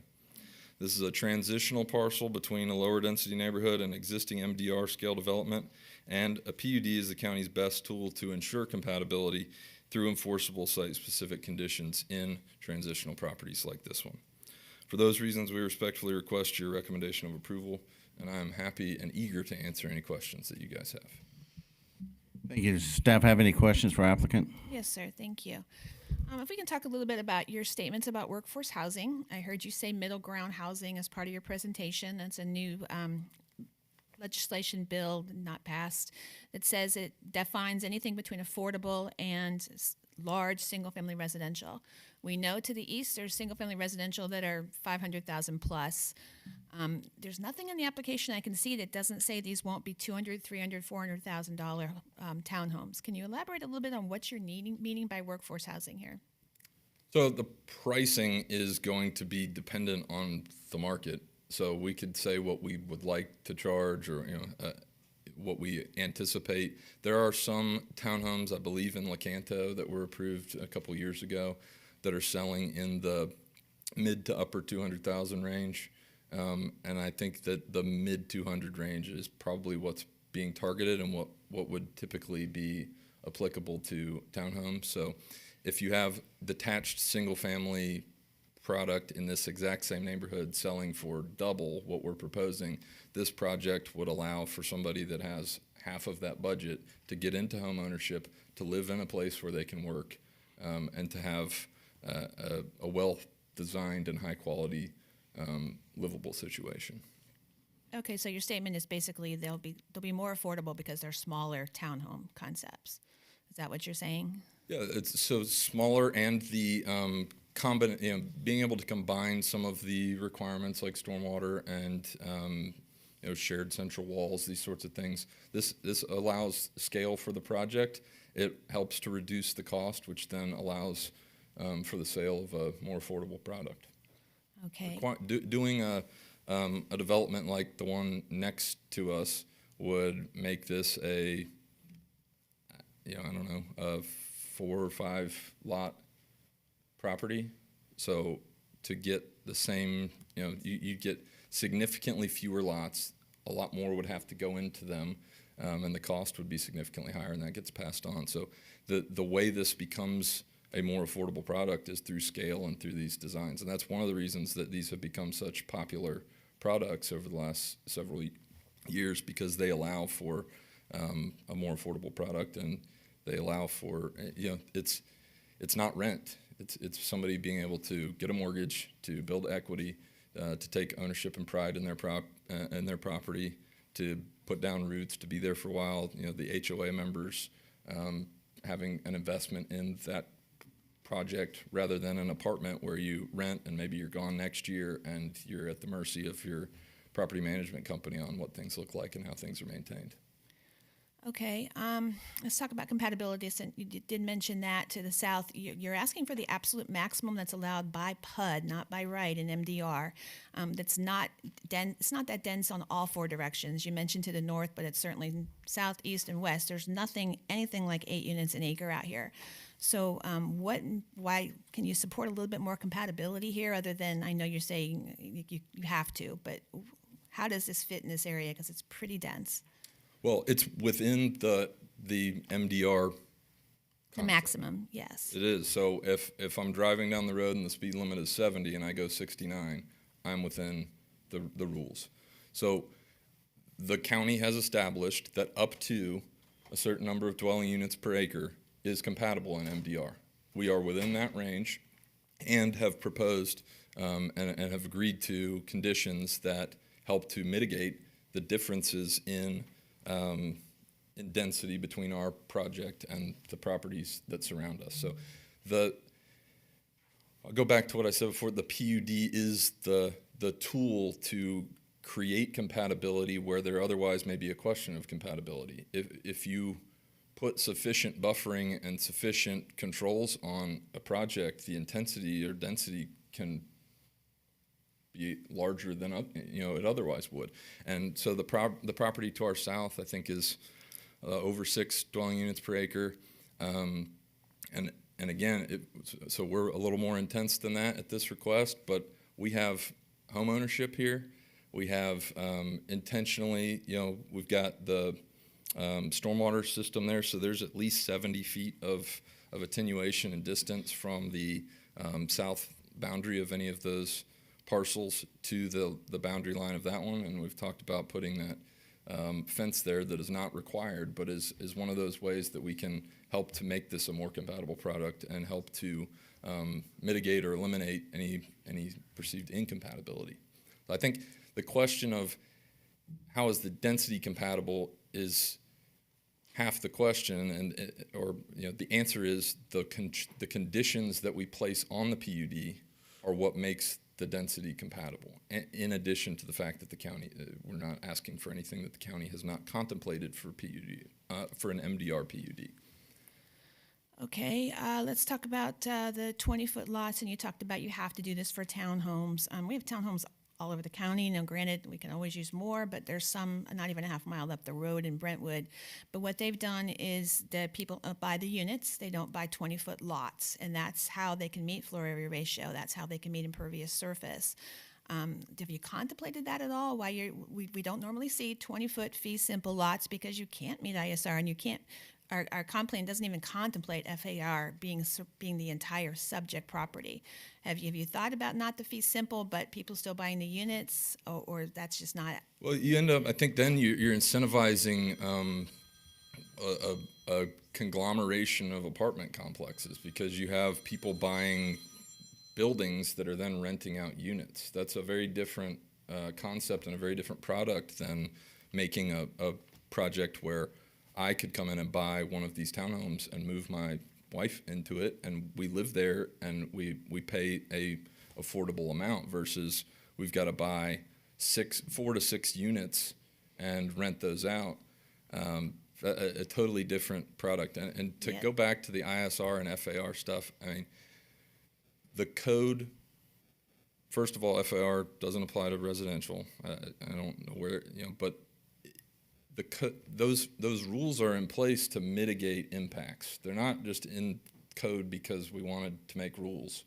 And so the impact of exceeding an ISR for a lot on a single family is we've got way too much impervious and we got runoff onto our neighbors' properties, and that's a problem in a detached single family scenario. Here we've got engineered, designed stormwater controls that mitigate those problems. So applying it on a lot-by-lot basis for the sake of complying with the plain text of a code that was not contemplating this product type doesn't make sense. The concern of the county should be the problems that we anticipated when we drafted this code addressed, and they are by doing this. Mr. Chair, he's answered my questions. I do not agree with what he's saying, but I'm not going to continue to elaborate, so thank you. Thank you for that. Any questions from the board? Commissioner Collins, would you like to start? Good morning. Morning. I have 2 areas that I want to ask questions. First is on parking, 20-foot lots. It looks like it's a single-car garage. These are multifamilies, up to 3 bedrooms, so I anticipate you're going to be looking probably working couple, perhaps with a family, perhaps more than 2 vehicles once the children grow. I'm trying to look at your drainage too, and I can't tell exactly how it flows and everything because it looks like each unit would only be able to accommodate up to 2 vehicles, possibly. There's no additional off-site or additional parking proposed. That would be it. I can address. Even if you have somebody parking in the apron area outside, I don't know if that would impede with the drainage. I don't know. Can you just elaborate? Sure, I can. Yes, ma'am. So, the stormwater is a quick and easy one to address. This is a PUD conceptual drawing, so we're going to have to stay within these envelopes and within these densities and that sort of thing, but things like the stormwater capacity and where the inflows are and where that gets done at the site plan review phase by the engineers. If I were smart enough to do all that stuff, I wouldn't have to argue at a podium for a living. But the parking situation, the driveways are going to be big enough to accommodate 2 vehicles in addition to the garage. So you'll have 3 parking spots per unit. Code requires 1.4, and we're planning to have additional on-street visitor parking to some extent. It's shown, or should be shown, I think it is, next to the where the road curves near the pavilion. There's kind of a cutout on the side of the road there. So there's some additional visitor parking. And as for the number of vehicles per residence and that sort of thing, if you got 3 bedrooms, you got 3 cars per location. And I think you guys are going to see a lot of change in the number of vehicles per unit over time. I mean, I live in a detached single family. Me and my wife share 1 vehicle. We don't, we live near where we work. We don't need a bunch of cars. And these products are ones that I think you'll see people that at the workforce level, at the entry level to home ownership, they start here. They move in here, they start their family here, and they're going to outgrow the product probably and move into something more traditional. And so that's kind of a self-regulating situation. But they'll be more equipped to move into something that that they grow into, because they will have built equity and have an asset that they can sell and move that equity into another property. Does that answer your questions? Yes, and I realize this is a private road that's going to be maintained by the association, but just don't want to see vehicles parked out on the main roadways. That was I don't know if your HOA is going to limit number of vehicles per unit or anything like that. I've lived in multifamily back growing up, and I just know that vehicles end up everywhere. Sure, and that was a topic of discussion at our neighborhood meeting for a little bit, and my response, number one, we may require, cap the number of vehicles. We probably will in our HOA documents. But the other thing was, the folks that live in here are going to be members of their HOA, and they're going to be really invested, more invested than folks in surrounding neighborhoods, in making sure that there's not parking and street parking issues and stuff on this road, because it's going to be in their front yard. So I think that if you have a multifamily, you have an apartment situation, you have a property manager, maybe they care about how people are parking, and maybe they enforce it, maybe they don't. In this situation, you're going to have all your neighbors are able to enforce against you and are going to be pretty irritated if you're blocking them in with your on-street parking. So I think I understand where you're coming from. It's a problem in some developments. This one, I think we've got a lot of ways that that's addressed, and I think that the self-regulating situation with an HOA is going to help address that as well. Okay, my second question deals with the the sewer capacity, and it appears, looking back at the letter from the county utilities, let me see if I can find it again. Just one moment, please.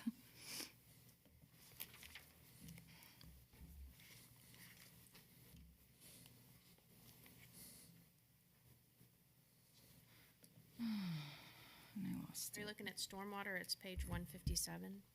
No, I was actually looking at the letter that was from utilities, talking about the Water, and the concurrency. Yeah, the concurrency letters. 58. I found it. Yes, thank you. So the county representative had talked about the sewer. Apparently, there is capacity. But it does talk about, one of the lines is that we anticipate that off-site collection transmission system improvements will be needed to connect the proposed development to the county's existing system. When you go to the, in staff report, the proposed conditions, it talks that it must connect to water and sewer. And you've alluded to the fact that you have no problem connecting to sewer. But would the developer be willing to amend that condition to say that they would be willing to do off-site collection transmission system improvements, perhaps with a development agreement with the county, and that you would, it shouldn't be a burden on the county to pay for that. I just want to make sure that that would be covered in the conditions of approval. Yeah, so I think that I understand your point, and that's what would occur. I think the code requires for that. I mean, if we have a project that has to be connected to county sewer, and improvements have to be made to connect to county sewer, we're going to have to do those improvements. There may be some cost sharing or some credits, or sometimes they require upsizing, and we've got so I'm hesitant to say yes. Let's put conditions in the PUD that may erode some of that situation where we may have upsizing and credits, but we're required to connect, and if we are required to connect, we have to make that connection happen. So that doesn't get put on the county to extend it to us. If the county was proposing, had plans to bring it right to our property line, then the county's, then maybe that changes. But the county doesn't have to go out of their way to make improvements to connect us to sewer. We're going to have to do those, and that'll be part of the site development plan process. Okay, thank you. Any other questions from the board? I do, Chair. Commissioner Gilbert, there you are. Just a quick question. Entrances on both sides, are they going to be fenced, gated, or controlled in any way? So not currently proposed to be gated by the developer. that could change, or the HOA could decide that they would like to gate it. It's another one of those things that, as we talked about, the site development plan, if traffic studies or anything like that require some traffic improvement here, or if the HOA determines this has become a problem, or they think that it may become a problem, they could gate it. They could put traffic, speed controls or whatever they need to in there. At this time, on the conceptual PUD, we're not proposing gating this, but. So there's no like traffic studies to support that idea right now? Is that what you're saying, or you haven't done it Traffic yet? studies happen at the site development phase. Yeah, we don't do that at a PUD zoning. And just, do you predict or like foresee that you guys might have to visit a traffic issue there? I'm not even remotely qualified to predict traffic. No, I'm that's fair. sorry, I'm not Fair trying to answer. be Fair evasive. Yeah. Nope. Okay. Thank you. Thank you, Commissioner Gilbert. Anyone else? I have one question. I'm just curious. Please speak in the mic, Commissioner Chuck. Which part is fee simple? Is it just the building envelope or just the driveway and the building envelope? So it's kind of hard to see the line there, but it is the driveway, the building, and basically to the buffer going straight back. So they have a backyard portion, they have the building, they have the driveway. That is going to be the platted lots. So the HOA would control everything outside that? Correct. All the shared amenities, and even on the building, so there was a staff comment in one of the reports, so the shared roof, the shared interior walls, the driveway, the buffering, the open space, and the stormwater controls are all HOA. Have you done more of these, or is this the first one your client's done? It's the first one they're going to do. The engineer, I'm sure has done these before, and I've dealt with them before, but that's all. All right, I have a couple of questions for you. Sure. What's the square footage of these units that you're referring to?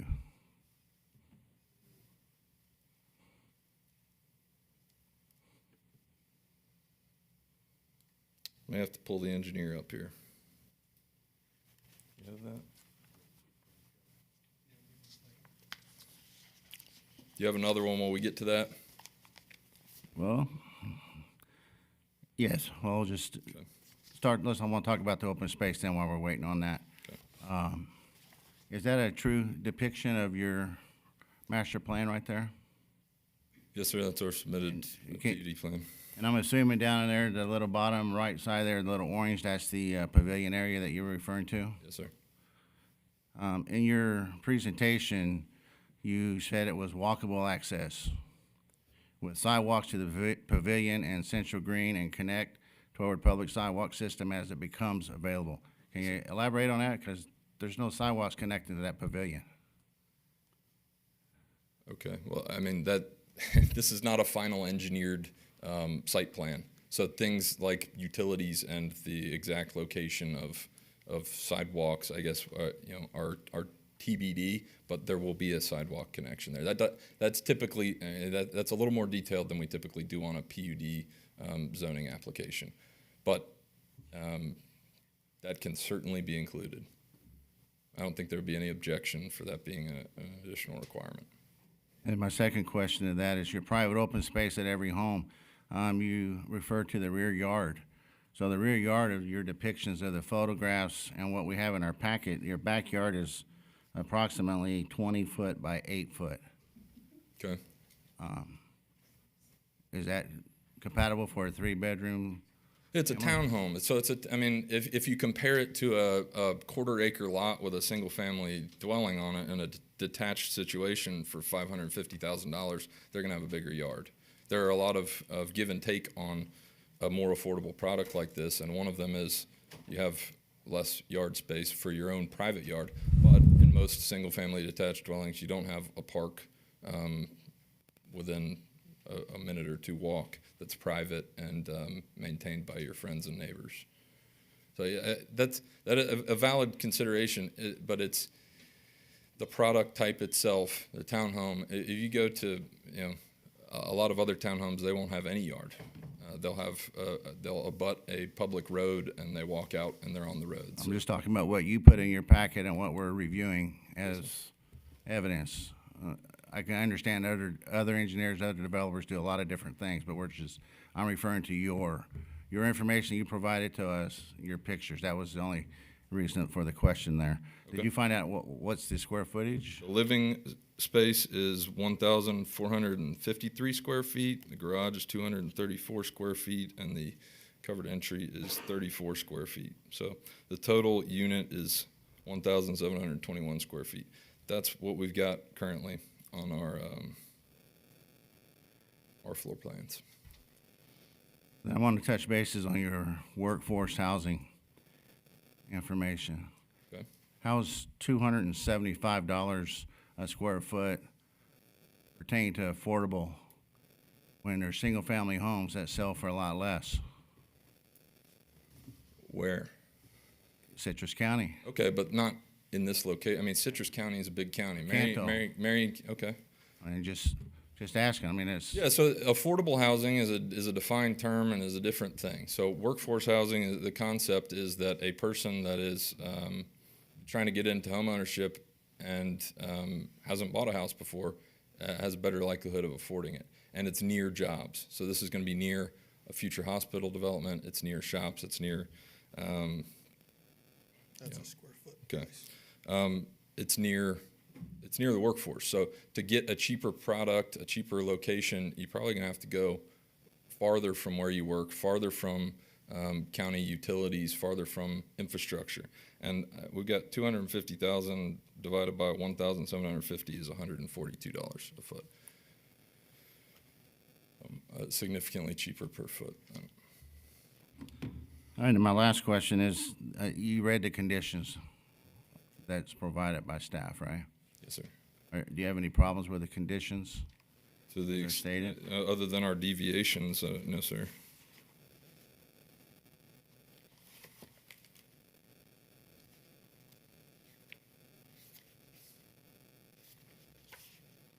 I have no further questions at this time. Thank you. Thank you. Mr. Chair. Commissioner Bramlett.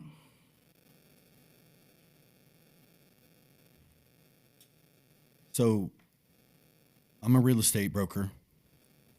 I understand the project. What I don't understand, and I want you to just do the long and short, black and white for me. There's a lot of information in this packet. We have people in the audience here, and just want to do the black and white. The county wants X, you want Y. Tell me what those items are, what the differences are between the two of them, so we can talk about it in a condensed manner where we know exactly what the issues that we're dealing with. Are they only the deviations that we're talking about? We're talking about the 8 units per acre, which is maximum allowable in an MDR with a PUD, with conditions, obviously. So I just want to understand and make sure that I understand exactly where we're at, because I'm going to ask the county the exact same question. The deviations are that we apply a total ISR for the whole project, an FAR to the extent the county requires it, despite the code, versus an individual allocation per lot. That's that difference. Another is the county would like 25-foot buffer on the north, east, and west boundaries and a masonry wall. We're requesting a 20-foot buffer and a opaque vinyl fence. The county says that the lot width minimum is too small. I don't know that there was one proposed, but we're requesting 20 feet, which is a typical townhome width. And then the driveway apron, the code has specific max widths on driveway aprons, and due to the fact that we've connected them for each building, that we're exceeding that. So we're asking that that be waived. Those are the deviations proposed. With the buffer, the county is requiring a 5-foot sod strip on the south, and what we've proposed is, in addition to that, adding the vinyl fence to the south if we are not required to do a masonry wall on the north, east, and west. So an additional buffer granted by the applicant. So do you know what the difference between the ISR on your deviation number 1 is there a total project deviation difference? We meet it as Project-wide basis per individual lot? we meet it as a project-wide basis. On an individual lot, we would have to double the size of the lots in depth. I mean, we have to have a long, skinny backyard as big as the unit itself to meet a 50% ISR on each lot. So if you would have to double the lot size, we would be halving the unit amount, basically. Which would I don't know that allow you do roughly- that project at all. I mean, you'd additionally have very strange backyards that people would have to buy and maintain. Right. So that requirement just does not make sense for townhomes, to do it on an individual lot basis. And we address the impacts of not meeting it on a lot basis by meeting it on a project basis with engineered stormwater control. Right. And that makes sense. I understand that. The wider curb cuts, we're talking about that. That's basically just the driveways. And then you talked about you could have smaller curb cuts, which would lead to having what would amount to basically like a little concrete median grassed area, something to kind of like bump into, kind of create in between each additional townhome. Yeah, between each driveway. So there's, Correct. on those buildings, there's 4 to 6 driveways, and if we don't connect those aprons, there's gonna be some sort of a curb between each driveway on attached units. So Okay, and the county would require the curb cuts. I don't know what the exact measurement is on the curb cut, but you're saying, based on your opinion of what the interpretation of the land code or the LDC says, it would need one on every driveway. not necessarily, there's just a max width that you can have for a driveway apron. Like and 40 feet or Yeah, whatever. we exceed it pretty significantly, but it's, it makes sense, again, on a single family, you don't want somebody to have a driveway that's their whole front yard, but here we've got an internal road and we've got townhomes. Okay, all right, thank you. Yes, sir. I think any other questions from the commissioners? All right, thank you, sir. Thank you. We get the staff to come forward and make their presentation. And as she comes forward, just a reminder, you do have some public input that was passed out in blue paper.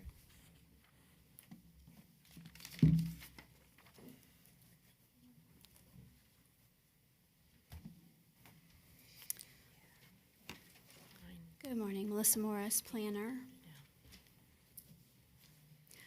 Okay, I'm going to be presenting PUD 2025-0001.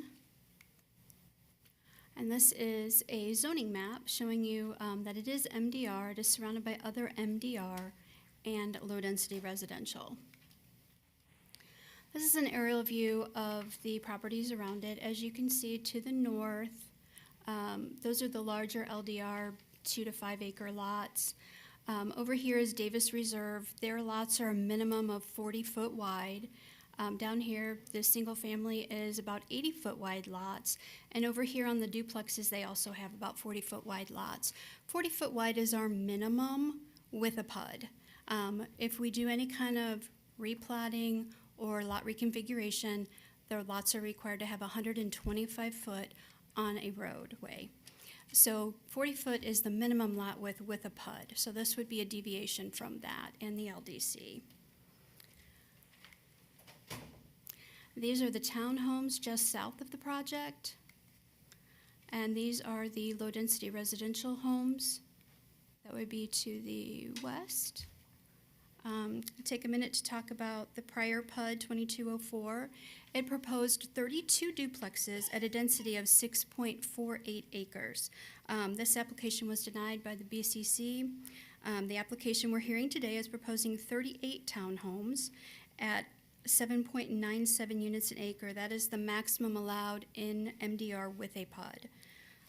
This is denser than the surrounding area. The density does require connections to both water and central sewer, and as we've heard, the central sewer will need upgrades to be connected to. The applicant has stated just recently that he would not be willing to put that in as a condition, that they would pay for it because there could be shared costs with the county. That was my understanding. Let's see. This is the site plan of the proposed development. Again, the lots do not seem sufficient to meet ISR and FAR. While we have done ISR site-wide before, there is nothing in our code, land development, or comp plan that allows for site-wide floor area ratio. So that would be a deviation. And I'd just like to sum up by saying the application appears to be too dense, too intense, and not compatible with the surrounding areas. And we've talked about all the deviations that have been requested already, so I'm not going to repeat those. But if you have any questions, I'm happy to take them. All right, does the applicant have any questions for the staff? All right, does the board have any questions for staff? I do have one, Mr. Chair. Commissioner Facemeyer. There seems to be some, seems to be that the applicant and the county is at least at odds a little bit on item number 7 on conditions, and that's with regard to the buffers. And it seems as though the county is saying that a concrete wall is an accepted or an appropriate buffer. This board and the county commission have routinely approved for other developers in that area the option of a wall or a fence. Right. How does that differ from this request? Because the land development code requires a wall, and it has been a condition that they could use a fence instead of a wall. So you're welcome to make that condition and approve that condition. So you're telling me that that condition likely existed with another applicant, another developer, and was Yes. granted? Yes, we've provided some deviation from that in the past, same as ISR site-wide. Just one other question, and you may not have the answer to it, to this question. Davis Reserve is actively underway, and for single-family homes, it's relatively high density now. Yes. Because the homes are only 10 feet apart. There's another area in the older part of Brentwood that is the townhomes. You know, can we compare the density of those townhomes to the density of these townhomes that are being proposed? I do not have that off the top of my head. So I guess my point is, it's not higher density townhome units or developments are not unusual in this area, is my point. And just to clarify a couple things there, sorry about that. The 21st on the wall. So the wall is a buffer, and absolutely this board has on some projects changed it to a fence. The reason that on this particular case it still is in the conditions, one is the LDC, but two, remember that this is quite a higher density than anything surrounding it. This is not like it's residential next to residential. It's multifamily, highest density possible next to much less dense. So that was the reason that staff had the wall in there. That is up to you. I don't like walled-in compounds either, but I think we need some kind of buffer. LDR to the north, that's 2 units an acre. I mean, crazy. As far as the Brentwood townhomes and the Citrus Hills townhomes, I think their maximum is 6 and not 8. Those are not an 8. They are narrow, but they did meet FAR at the time, so I don't know that there can be a good comparison there. Plus, that's a DRI which established in the 90s. So, Thank you. All right, any other questions for staff? Commissioner Collins. I just have a question on the project to the south of this. It looks to be duplexes. Is that? They don't appear. I'm just looking also at the locator map, which usually comes from the property appraiser, and it shows if you have a subdivision. Is that all like rental apartments? Is it all owned by one, or are they platted? They are duplexes. They are not platted. There was a previous application that changed the zoning to allow for those. They were approved at 7.6 units an acre, but they are nowhere near that. Okay. And then the property, the 4.7 acres we're discussing today, was part of that PUD. That was never developed. Okay, thank you. Thank you, Commissioner Bramlett. Ms. Perkins, can you give me the specifics of Deviation 1, project-based ISR and FAR in lieu of single lot base? What are the numbers for the differences? ISR and FAR, right? So it's not, they're saying they meet, if you look at that, they're saying they meet project-wide 50% ISR. The project to the south was easy. It's one parcel. Absolutely, we can see ISR. This one, they're saying they're meeting it. By the eye, they might be really close. Floor area ratio instead is by building or by unit, or it's usually by building, and this is multifamily. You see in the pictures, these are attached structures. You know, they might be selling them fee simple, but that would be no different than condoing as far as FAR. So did you figure out the FAR for these sites? I did, and I didn't bring it with me. It was well over the 4 point, the Right. We knew it exceeded it. I think it was more than the regular commercial too, which is 1. Yes. Yeah, it's very dense, It's above obviously, 1, so I believe. FAR is way above what we normally do. I've not seen FAR project-wide. That's not something our comp plan actually talks about because we usually have something like to the south where those are condoed or something like that. Yeah, so that brings up another part of my question that I had from before. Like, if these were presented as condo ownership and not fee simple, right? What would the difference be in the projections? Right, it would be fairly huge. I mean, we would have a good FAR, and I want to see that project wide. Right now, they're not meeting it. It helps us when we don't have the 20-foot wide lots. We wouldn't be going, oh my God, oh my that. Why are we going, oh my God, with a 20-foot lot? Because our LDC says 40, and we don't see 20s. You might see 20 condos, but you don't see 20 fee simple because our LDC doesn't contemplate it. It says 100 feet, really. But we see 40s and PUDs all the time. When was the last time that was updated? The lot width. I know that we've talked about lot widths and they keep getting smaller and smaller, smaller with every application. And I think that that's an indication of where the market dynamics are going. And maybe our comp plan and LDC should take a look at that because the economics, it doesn't. I know that we talk about economics and we shouldn't take economics into consideration as a board. And typically we don't, but we still have to understand the dynamics of the situation of what are happening in the world and what it costs to build and what makes a project viable. So maybe we should start looking at that. Maybe that needs to be something that needs to be brought up. Can't look at the economics. You're correct on that. It's not that a 20-foot wide is awful. It's that 40-foot wide has been the community standard. That's been since, however, and it's not that we want more density is allowed by the PUD. Okay, they're asking for the absolute max. Okay, you need to determine if that works here. Nobody's trying to say that you can't do high density. We know we need housing that's more affordable. We know that. This is not an affordable housing project. We would be a lot more comfortable without the 20-foot if it was a multifamily building and admitted it was a multifamily building. They can condo whatever they want, but our code allows it. I know what you're saying. I don't want to put in the code the sky's the limit, but it is. It already is in there. They're asking for 20-foot. They are allowed to do that. So I don't know if that's answering your question, but Sort of. I mean, it's I'm not. The density is the max. I don't want to. MDR density was changed about 10 years ago, maybe, to get to 8. It wasn't before. It was 6. So it is 8. We have increased on that. We know that there's a demand for higher density in some places. Some places it's appropriate. Yeah.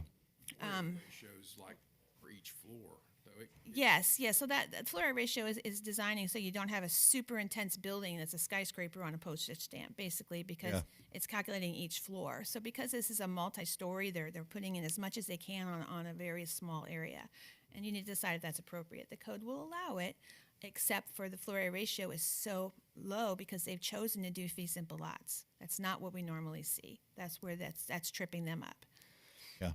Mr. Chair? The floor area ratio doesn't have anything to do with drainage. It's for No, it's for intensity. It's for intensity. We don't want the huge on little. Exactly.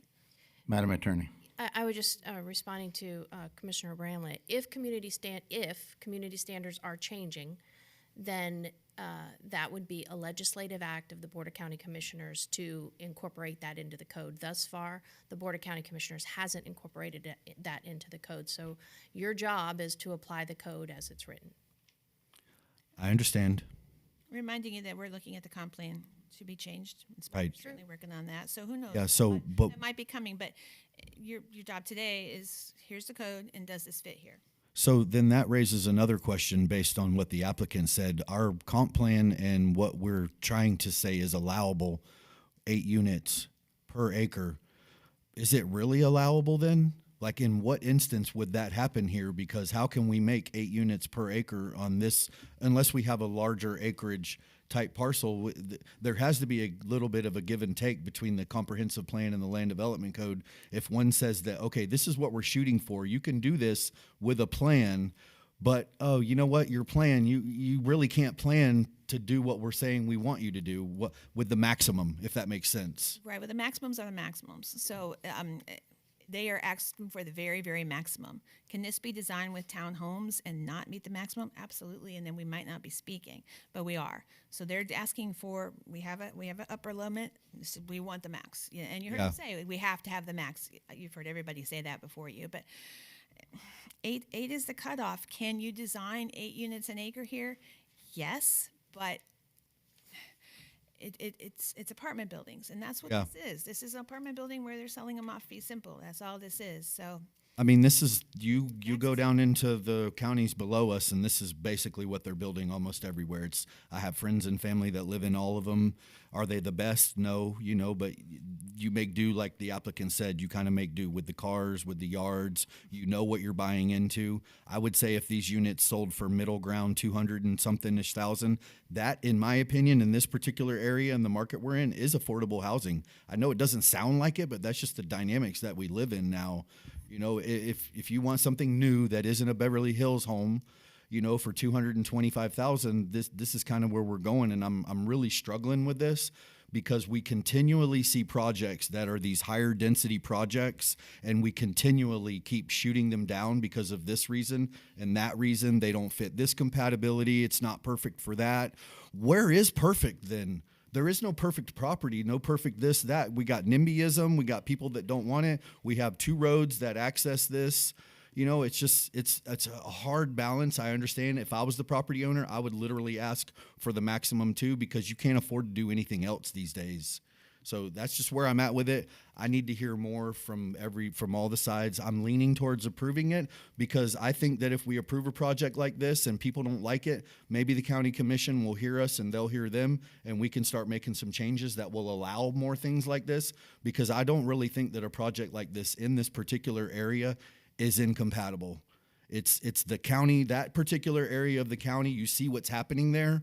It's going to continue to expand. These are the areas. It's the planned service area. All of the utilities are available. The roads are getting increased around there. The traffic patterns, everything is being guided towards that area. So why can't we have a project like this in this particular area? I think we're jumping to the board discussion a little bit there. These are supposed to be questions of staff. Your opinions are your opinions. Let him go. Yeah. Any other questions by the board? All right, no one else wants to jump in. Thank you. The public portion of the meeting will now be open. If there's anyone present who would like to speak on this application, please come forward to the podium. As a reminder, individuals will have 3 minutes. Organizations will have 5 minutes. When speaking on this application, please address this board. If you have any documentations that you want to enter into the record, please provide a copy to the recording secretary.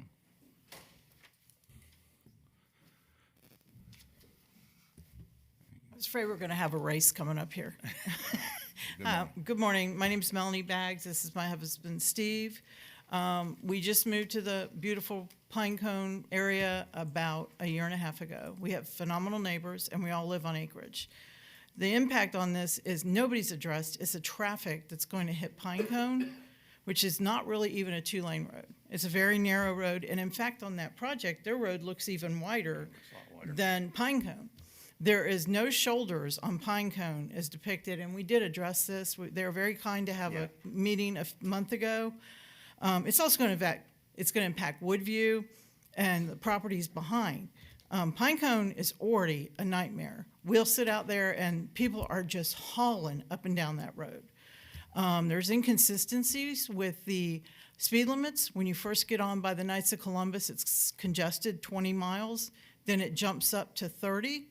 And then when you get to the top of the hill at Pinecone, where there's 2 residents across from each other, you turn your head 180 degrees, and it tells you it's congested, and you have to slow down to 20. Headed south. Headed south. So going north, you can go 30, headed south, you have to slow down. It shouldn't say that. It should say, you know, hidden home or hidden driveway or something to that effect. What is going to happen with construction? We've already dealt with Davis Reserve behind us. A month ago, there was probably 20 dump trucks up and down Pinecone. Where were they going? There's no homes being built on Pinecone. No trucks Were they cutting through the back part? I actually called Davis Reserve and complained, and the truck stopped. They were back and forth, day after day. That road cannot handle that. It's a walking road, it's a bicycle road. There's also impact on the trash that's going to be on the side of the road, possibly from 70 residents. We have a, thank goodness, trash picker-upper, Tom, that goes around and picks up all the trash on the shoulder of the road. We've had incidents turning left into our driveway. We're not going on two wheels to turn our driveway. We're slowly turning in. Cars have gone around us to pass us because they're impatient. On a 4 o'clock afternoon on a weekday, constant. Buses speeding through there, cars hauling, or trucks hauling trailers. It's supposed to be a small residential country road. That's how we bought it. Everyone north has at least 2.5 acres.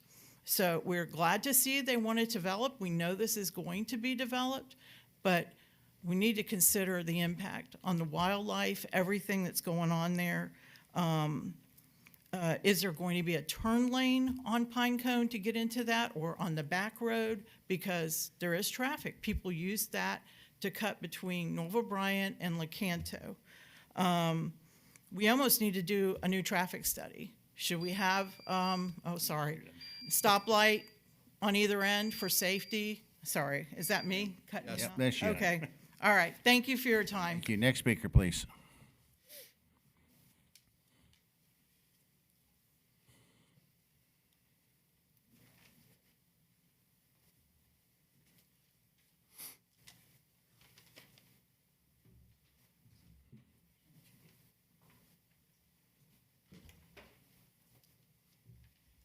My name is Mike Cozy, 2405 North Pinecone Avenue. I'm on 5 acres, 4 lots north of where they're trying to build this place. Yesterday, a tandem wheel truck come down there with a trailer on there. I had to go off the road. That road is so narrow, and you're talking about possibly 38 to 40 more cars on there with all these people in there. I tried coming out on Pinecone onto Norval Bryan. From 491 to Pinecone, the traffic was lined up all the way there. Finally, a guy let me in to go ahead and come out. Traffic in there is tremendous with the shopping center and everything. And to go ahead and have a complex like this, it's going to be worse. The road cannot go. And another thing, 38 to 40 people in there. What about they got the surge in there. What about the water situation? Frustrated. Have they got something built up to give us enough drinking water? That's not going to hamper my pressure of dropping down, because I'm on the city water. They're talking about city water on there. It's just it's not compatible for that area. Like I say, I lived on 5 acres there. I'm one of the first houses that's ever been on there. And it's just getting worse and worse. That's all I got to say. All right, thank you, sir. Next speaker, please.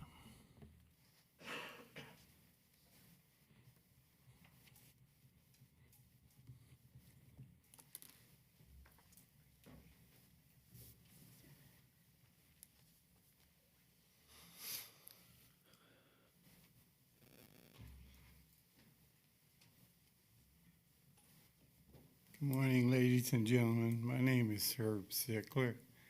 I live at the corner of Pinecone and Woodview, and I'm here to say that that road is narrow.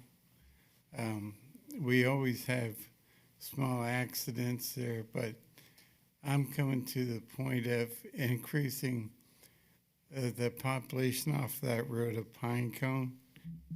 It's going to be terrible. If you come by and see the road yourself, you'll understand what I'm saying. You have to give me a minute to try to think what I want to say. To have more traffic on that road, we're going to have red lights on Pinecone and red lights on Woodview Lane going out to the main 486 and 491. So the only thing I can say is people use that road traveling off of 486 and going to 491 to bypass the light on 486 and 491 itself. But they're using it to cut through, and the traffic used to be very mild. Now it's terrific. And sometimes you have to watch out what you're doing because it's the speed limit is 30. They're going 35, 40, 45. And it's a problem for the people that live on these roads. I sure appreciate everything you have done, and thank you. Thank you, sir. Next speaker, please.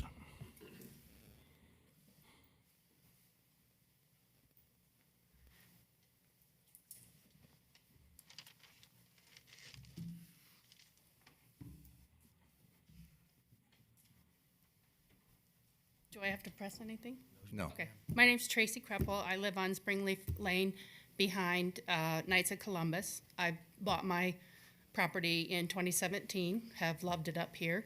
And when I moved up here, the Target and all that, it was just a Walmart and a McDonald's. And the convenience of everything is great, but I second everything that they've said, but I also am concerned with the traffic flow. People are using Springleaf Lane and as a cut through whenever there's a problem on Norvell Bryant.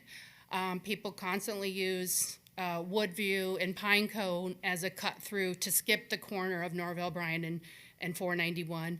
And people throw trash. I mean, as it is right now with the current flow, people who don't want their spouse or whoever to see what they were eating in their car, before they get home. People throw mattresses on Springleaf Lane. So, like, you can't change certain mentalities of people who think it's okay to litter, but, like Tom comes through at his own expense through the neighborhood, picking up trash, looking out for the gopher tortoise holes that people don't respect. But people drive already down these roads, sometimes 60 plus miles an hour. And we have families that their kids want to ride their bikes, people want to walk. I'm terrified to walk or on the streets for exercise or walk my dog because of the way people are driving. And then you got people texting while they're driving too. It's not safe as it currently is.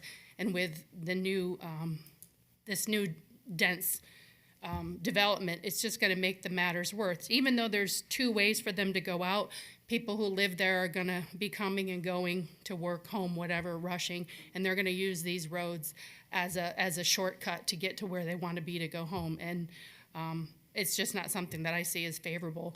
Plus, also that lot that they're considering develop, we already have Magnolia there. That has an impact. I appreciate some of your questions about the number of cars that will be on the streets around the homes. I just don't see that as compatible with the neighborhood the way it is, whereas if that lot were used for a single dwelling residence, somebody would be happy to move in, build a nice, beautiful home, and it would fit right in with the appearance and the interests of that neighborhood as it currently stands. So I've seen a lot of change. I love the change that's happening in our county, but for this to be right there, I just am against it for all the reasons I stated. So, thank you. Thank you. Next speaker, please.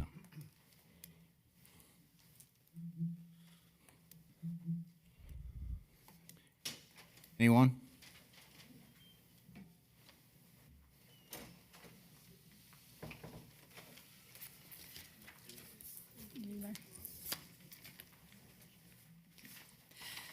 Hi there, my name is Idonna Davis. I own the lot of 2454 West Woodview Lane, Lecanto, and I live on the Woodview part of where everybody comes down and hits that 90-degree turn, comes on Pinecone. It's like a speed trap there, and you can always hear the squealing. Anyway, I appreciate Mr. Bramlett's comment about the local carrier and everything, but there is a beautiful lot that nobody seems to mention. It's on 44 and 491. There used to be a huge forest there that was developed, or trees were torn down, everything, and it's just vacant now. That's been like 5, 6, 7 years ago. And nobody's even thinking about it. That's the central part of Citrus County. That's Lecanto. We live in a residential area. I've been in this county since 1985. I've seen a ton of development. I moved to this location back in 1998. I've had ownership of it since 2008. I've seen a lot of changes, a lot of issues with trash, with the Section 8 housing there in Magnolia. It is not what it was proposed to be, and this development, to me, is just too condensed for this local area. It doesn't have the, I don't know where they're going to put the sewage. I mean, you know, it's going to be connected to whatever city water or city sewage is out there. Forcing city water mandates is one thing, sewage is another. The wildlife impact is almost, it's unbearable to watch and see all the critters that are run over, misplaced. They just don't have any place to go. I don't see that this would have any better impact on our neighborhood than to say absolutely too condensed, too much. Like my neighbor Tracy said, a smaller home area there or even smaller location there is one thing, but the traffic issues have to be addressed because it is, I reported many, many times, called the county, the sheriff's office. I can't tell you how many times on the traffic and the kids playing in the highways there. It is a death trap. I have had kids run out in front of me so many times. I think that has been an issue that they've addressed, and I think the resident has finally left. But I can't see anybody wanting to put 200, but by the way, you said that the cost of the per square foot was $142 a square foot, and the residence is $1,721 square feet. That's $244,382. That's not affordable to a lot of people that are working right now. I mean, there's tons of houses out here in Citrus County that are laying vacant right now that are not being utilized. So I disagree with the market analysis on that. So that's my story. I'm sticking to it. Thank you. All right, thank you, ma'am. Next speaker.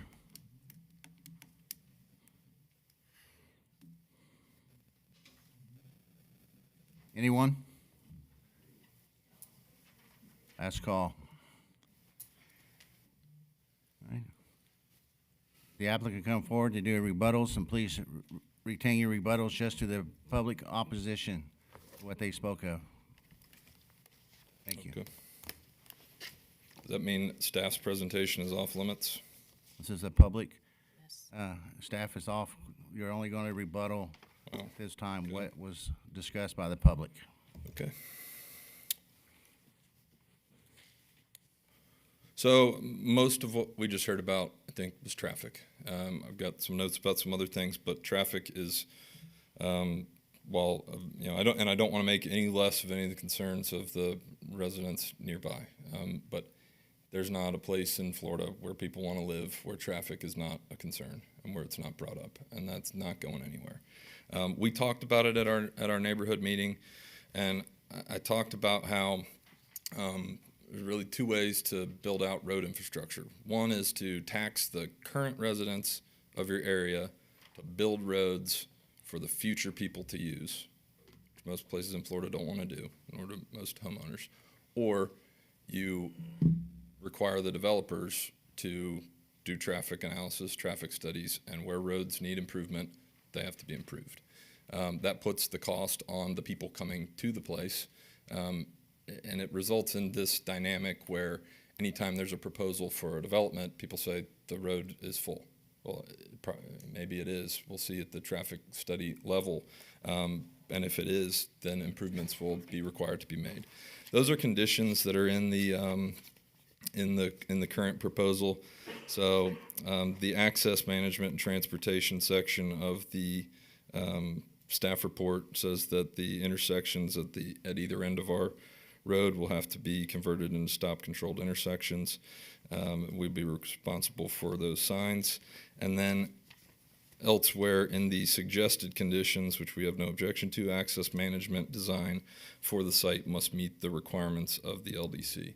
So at the time of the site plan, we're going to have to, before breaking ground, we're going to have addressed whatever traffic issues there are. And, whether they are or are not, we will find out and are required to under county code and under our conditions. Some of the other concerns as far as trash, that's a crime. So if people are littering, a development should not be responsible for that. The water situation, we have a capacity letter from the county, and same with the sewer. To the extent that what is proposed here necessitates any expansion or improvements of those things, those will have to be done. As far as the sewer improvement stuff, I don't want there to be any misconception that we're saying we're not going to agree to make improvements. I'm saying that that's already a requirement. If improvements are necessary to support our connection to sewer, that is already addressed, that we would have to do that to the extent required by the LDC. So we're brought at a different time where we had maybe an opportunity to discuss with staff a language proposed for the sewer connection condition. We'd be happy to try and. I mean to interrupt you, sir, but we didn't have any public opposition on the sewer. Sewer was brought up, yes, sir. Miss Davis brought up sewage. I apologize, I didn't write it down. You got it. Cozy and Nate Davis. Okay, thank you. Please continue. Thank you.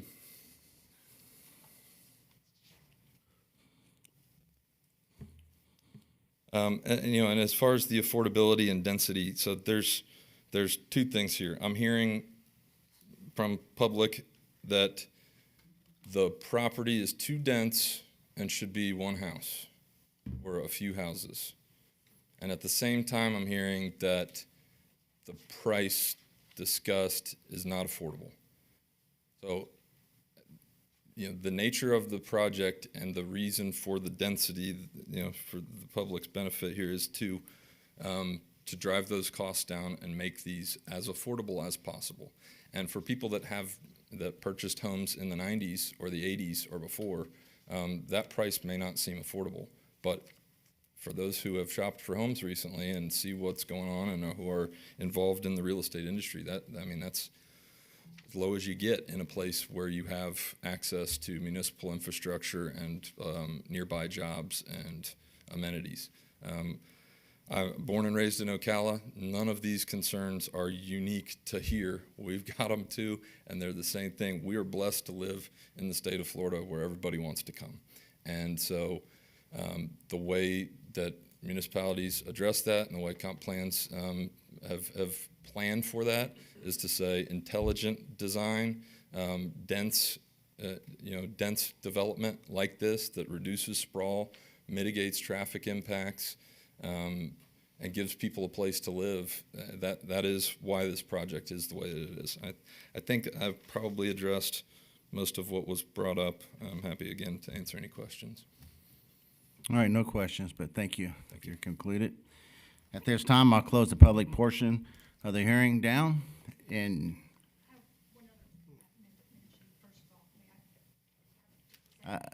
I cannot allow you to do that, but thank you. Public portion is closed. I'm going to bring the discussion back to the board for a final discussion. Commissioner Murphy. I plan on voting no for this. I think it's inconsistent with the neighborhood, and I think it's far too dense. Thank you, Commissioner Murphy. Commissioner Facemeyer. Thank you, Mr. Chairman. I do plan to support this application. Is it perfect? Absolutely not. Is it a necessary product for this area? Absolutely. The applications that we have approved in my tenure, the 7 years I've been on this board, have been higher end, affordable for people, retired people, or people who have professional type jobs. This fills a void in the marketplace, I believe, that exists for the future of our county, for our county to continue to grow and bring professionals in the healthcare arena, retail and commercial, all the services that we will need in this county as the county continues to grow. This will fill a small void in that marketplace. As I said, is it perfect? No. If I were a neighbor, I probably would be opposed to it as well. But when you look at it in the grand scheme of things, I think this is a necessary product for our community. My family personally is going through some transition. I could not move my family to Citrus County today because not this specific product, but this type of product does not exist here. So anyway, I do plan to support this. Thank you, Commissioner Facemeyer. Anyone else? Commissioner Bramlett. Yeah, so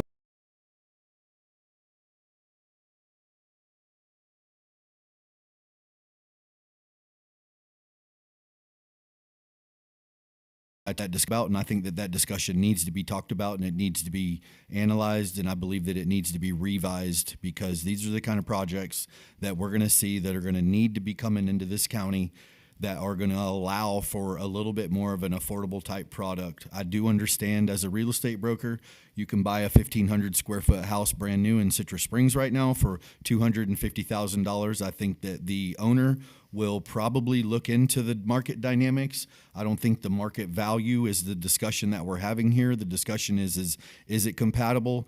That particular area of the county is seeing unprecedented growth, and in my opinion, staying within the allowable limits at the upper end of a PUD on a property that's MDR that has all of the services, 2 roads, everything else is compatible with the area. I do not discount anything that the neighbors had to say. And like the applicant, Mr. Daly said, these are the things that we hear about every single application. Literally every application, we can just write down the same things. Traffic, speeding. I live in neighborhoods on the very south end of the county, and guess what people do there? There's more traffic, there's more speeding. There's trash literally everywhere on all of these roads. Citrus County owns these roads. They're so far behind on the improvements of these roads that we're going to need more taxes than we already pay, and we're one of the highest taxed counties on gas tax as it is already. That's a whole nother discussion. But a lot of these things that are happening that people are saying and coming up here saying, no, don't allow any more development. If we allowed these to be the determining factor of every single development you might as well not even build another house. Not one more house in the county because all of the roads are clogged. There's trash everywhere. People are speeding. You know what? We're just going to have to start calling the law. If people are using it as a cut through and they're driving 50 and 60 miles an hour, call the law. We have a new deputy or a new sheriff. It seems like he wants to do what's right by the community and the county. So with that being said, I'm going to be in favor. All right, thank you, Commissioner Bramlett. Commissioner Collins. Well, concurrency has been met. Some of the concerns raised by the neighboring property owners. I know that Pinecone is a local road at the minimum width requirement. I don't believe it has been built though to a traditional local road. The pavement is definitely undersized, and ideally these projects definitely needed should be on collector roads. typically they are tiered from commercial to the higher densities to then you start getting your lower densities to single family, and then you get out into your rural areas. So it's a little out of place in that context. I wish it was in keeping with the property to the south, which the original PUD, I know the original PUD, according to the staff report, did mention, I think it was 7.6 dwelling units per acre. I'm mixed because it should be closer to a more walkable area and closer to commercial. I do agree. It's in our central region area. It's in our community. In our CRA areas. So I don't think you mean CRA. no. PS. Planned service area. Yes, Thank you for the correction. Planned service area, which means it's areas where you do have central water, central sewer available. The roads should be there too to support the development. So that's kind of where I stand on it. I'm on mixed ground. Mr. Chair, can I mention one more thing? I did make a couple of notes here. The conditions, if approval is voted on, I did have a couple of the conditions that I wanted to talk about. I wanted to talk about number 7 with the fence and the wall. I like the idea of the fence with the 25-foot plantings on the outside. I like the idea that Mr. Gaston Hall presented, that the HOA be responsible for maintaining the plantings and making sure that that doesn't get overgrown, trees fallen, unsightly, unkept conditions over the wall, because I like the idea of having a fence on the south wall as well, which is butting up to the more higher density property there, but it kind of segregates this property from the others. And then the only other condition that I wanted to see a deviation from is number 11. I want sidewalks on both sides of the streets. I think that that's important. I think that that's one of the things that are missing in a lot of the projects that we're seeing, and 100% in the older projects. People are walking on the streets. It's not safe. We're hearing about all of the speeding and the cut-throughs. So I know it's a smaller project, but just because we have the ability to say what we want and what we think, I think that sidewalks should be on both sides of the street there. And those would be the amended conditions that I would have with an approval or a motion for approval. And Mr. Bramlett, there is one more condition you didn't talk about that, based on your comments, would be number 4. If you want to recommend approval, it would be a maximum 50% impervious surface and a 0.4 FAR on a project-wide basis. Yeah, so I wanted to leave that because I think that that's up to the developer to try and make whatever fit what's in there. There has to be a little bit of a give and take. If you guys are saying that the FAR and the ISR will work up to a point or up to the maximum allowable with a PUD, then that's on them to make that work. So I don't want to fool with that. That was kind of, okay, we'll give this and take that, in my opinion. I don't think they can make the FAR work on those 20-foot wide. Well, then they'll just have to bring it down to the amount that it will work. Then they're going to have to sharpen their pencil and go, what's the max we can do to meet this? And then we feel a little bit more comfortable about the project. All right, thank you, Commissioner Bramlett. Commissioner Gilbert. Yeah. At the moment, I do not support it, which is actually shocking for me, as I'm the first one to scream up here saying that we do need more housing options. I don't think this is it. As a 30-year-old or 35-year-old myself, who's just recently bought a property as well, I've seen the market. I'm not in the market like Commissioner Bramlett is, but I see my peers, my professional colleagues. I like the idea. I think it's just too dense. I wish it was just slightly more spaced out, if that makes sense. At this time, I don't support it. All right, thank you, Commissioner Gilbert. I do appreciate the comments, because one of the things I didn't bring up and was hoping that the public would, I did drive your streets to go around. I drove all of them. I got run off the road by a dump truck because my 2 tires were in the grass to allow that dump truck to go by.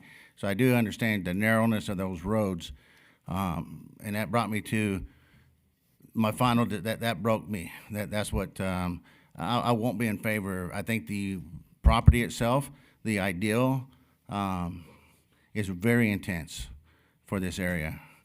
I think adding 80 more vehicles through there is pretty intense for those roads. I think I'm with Commissioner Collins when she said that should be on a, like a major arterial road.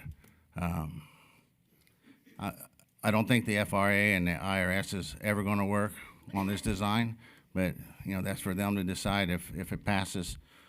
But I just think this project is too far intense for this little neighborhood. I agree, we need affordable housing and workforce housing in this county. We do. We got too much coming in.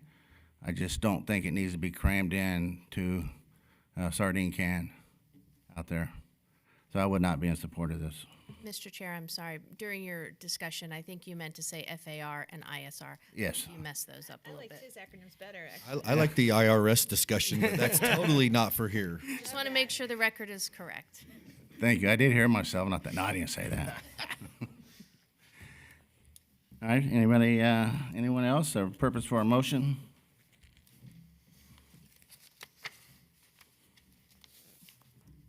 You can find it.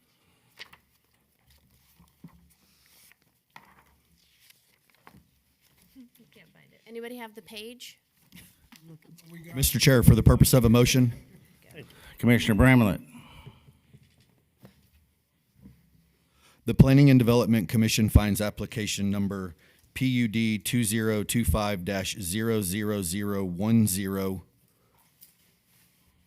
consistent with the Citrus County Comprehensive Plan and the Citrus County Land Development Code, and that this board recommends the approval with conditions as amended on numbers 7 and 11 to include a fence, and that we take back the recommendation for a wall that creates them to put the fence on the south side as well, with the plantings on the outside that is to be governed and deed restricted and maintained by the HOA in perpetuity. And that sidewalks are on both sides of the streets. And that this board recommends approval with the conditions amended of the application to the Board of County Commissioners based upon the evidence and testimony presented and the staff report and conclusions regarding this petition. Second. Got a first by Commissioner Bramlett, second by Commissioner Facemeyer. Any further discussions? All in favor say aye. Aye. Any opposed? Nay. Nay. All right, we need to do a roll call. Commissioner Gilbert? Nay. Commissioner Facemeyer? Yes. I'm a nay. Bramlett? Aye. Collins? Nay. Murphy? Nay. Motion does not pass. 4-2. Mr. Chair, this application has been scheduled for February 26th with the Board of County Commissioners at 5:01 PM. All right, thank you. We're going to take a short 10-minute recess so we can have a restroom break before we continue on to the next application. So we'll be back at 11:40. So watch your clock. We're going to start right at 11:40.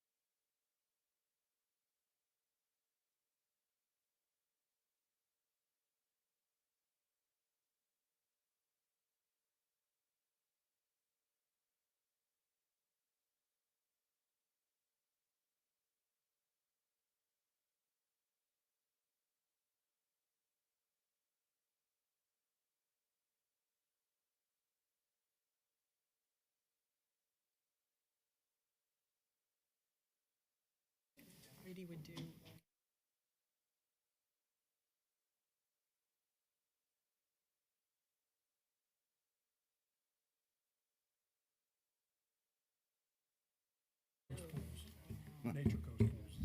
Okay, yes. All right, welcome back. Thank you. We're gonna move on to CU 2025-00013. If the applicant's present, please work your way to the podium as we get the staff introduction, please.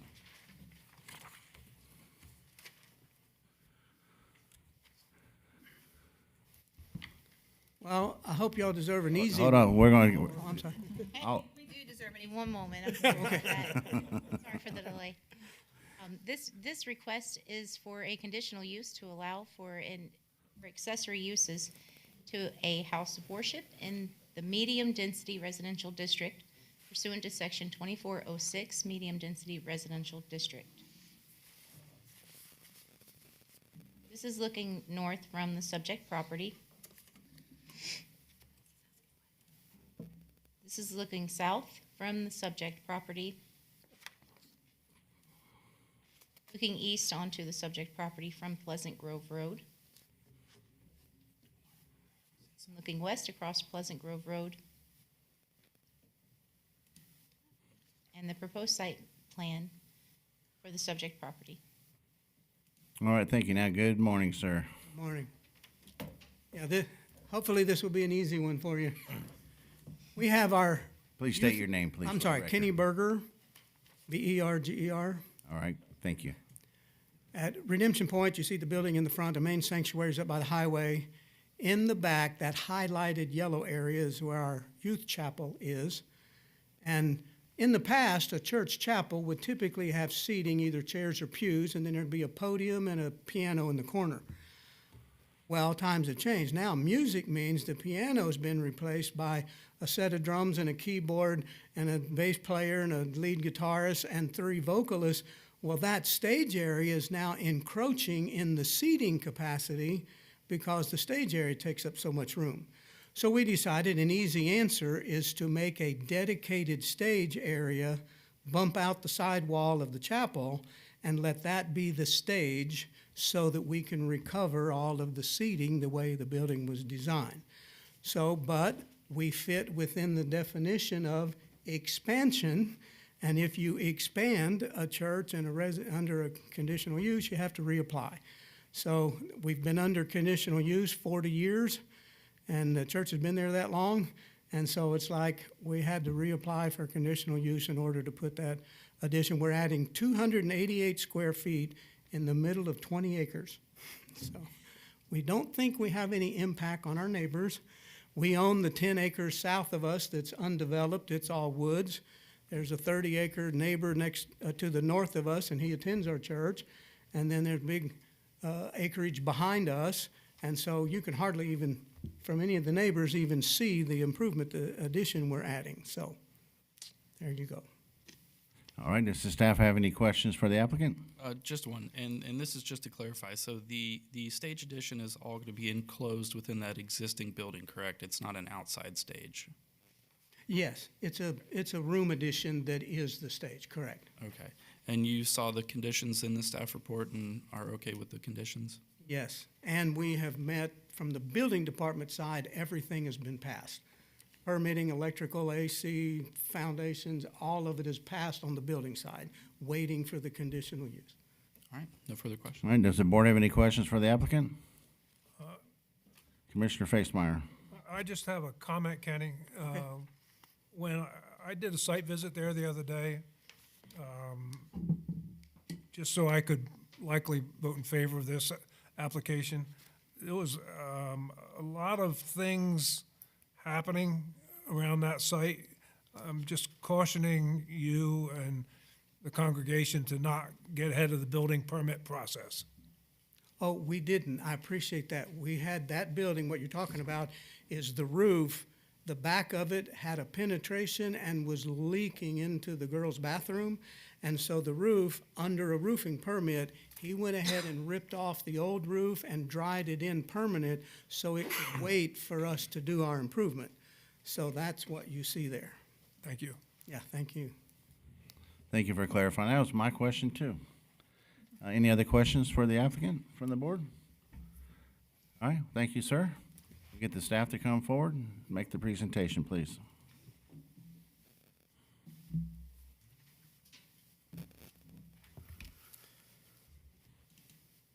Quite afternoon yet. Still good morning. Still good morning. And as you can see, I'm not Kelly Caudill. I am Joe Hockadell, Principal Planner with Land Development.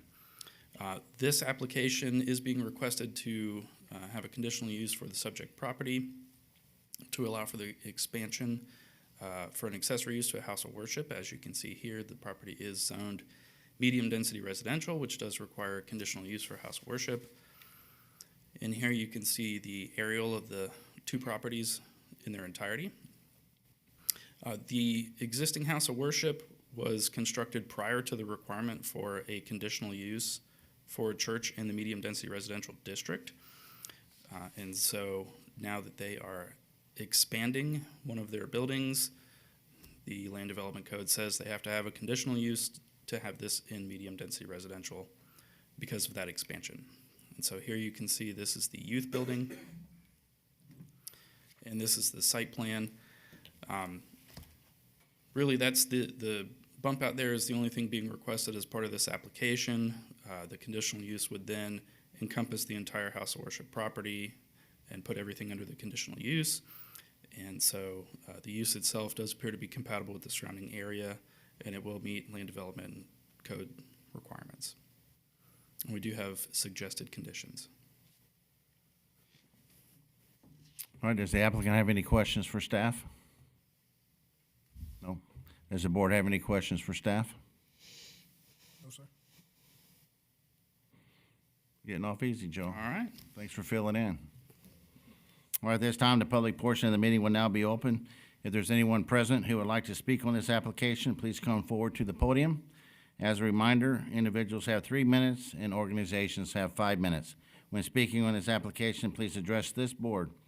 If you have any documentations that you want to enter into the record, please provide a copy to the recording secretary. Anyone?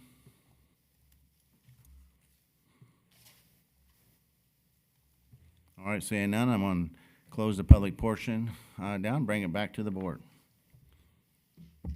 Who would like to begin, or a motion? Mr. Chairman, I plan to support this application. I too plan on supporting the application. I do, and I'm ready to make a motion. Oh, I'll support it as well. all right, Commissioner Collins, for a purpose of a motion? That the Planning and Development Commission finds application number CU 2025-00013 consistent with the Citrus County Comprehensive Plan and the Citrus County Land Development Code, and that the board approves with conditions the application based upon the evidence and testimony presented and the staff report and conclusions regarding this petition. It has been determined that approving the proposed conditional use will not adversely affect the public interest, that there is compliance with special rules governing individual conditional uses of the type involved, that the proposed development with conditions and safeguards attached would be generally compatible with adjacent properties and other property in the district, and that the PDC is empowered by, under the section of the LDC described in the application, to grant this conditional use. Second. So we got a first by Commissioner Collins, a second by Commissioner Gilbert. Any further discussions? All in favor for this application, say aye. Aye. Any opposed? Motion passes 6-0, sir. Is this going in front of the count? No, wait, never mind. You're all done. Thank you. All right, now it's time for CU 2025-00016. The applicant can work their way to the podium as we get the county introduction, please.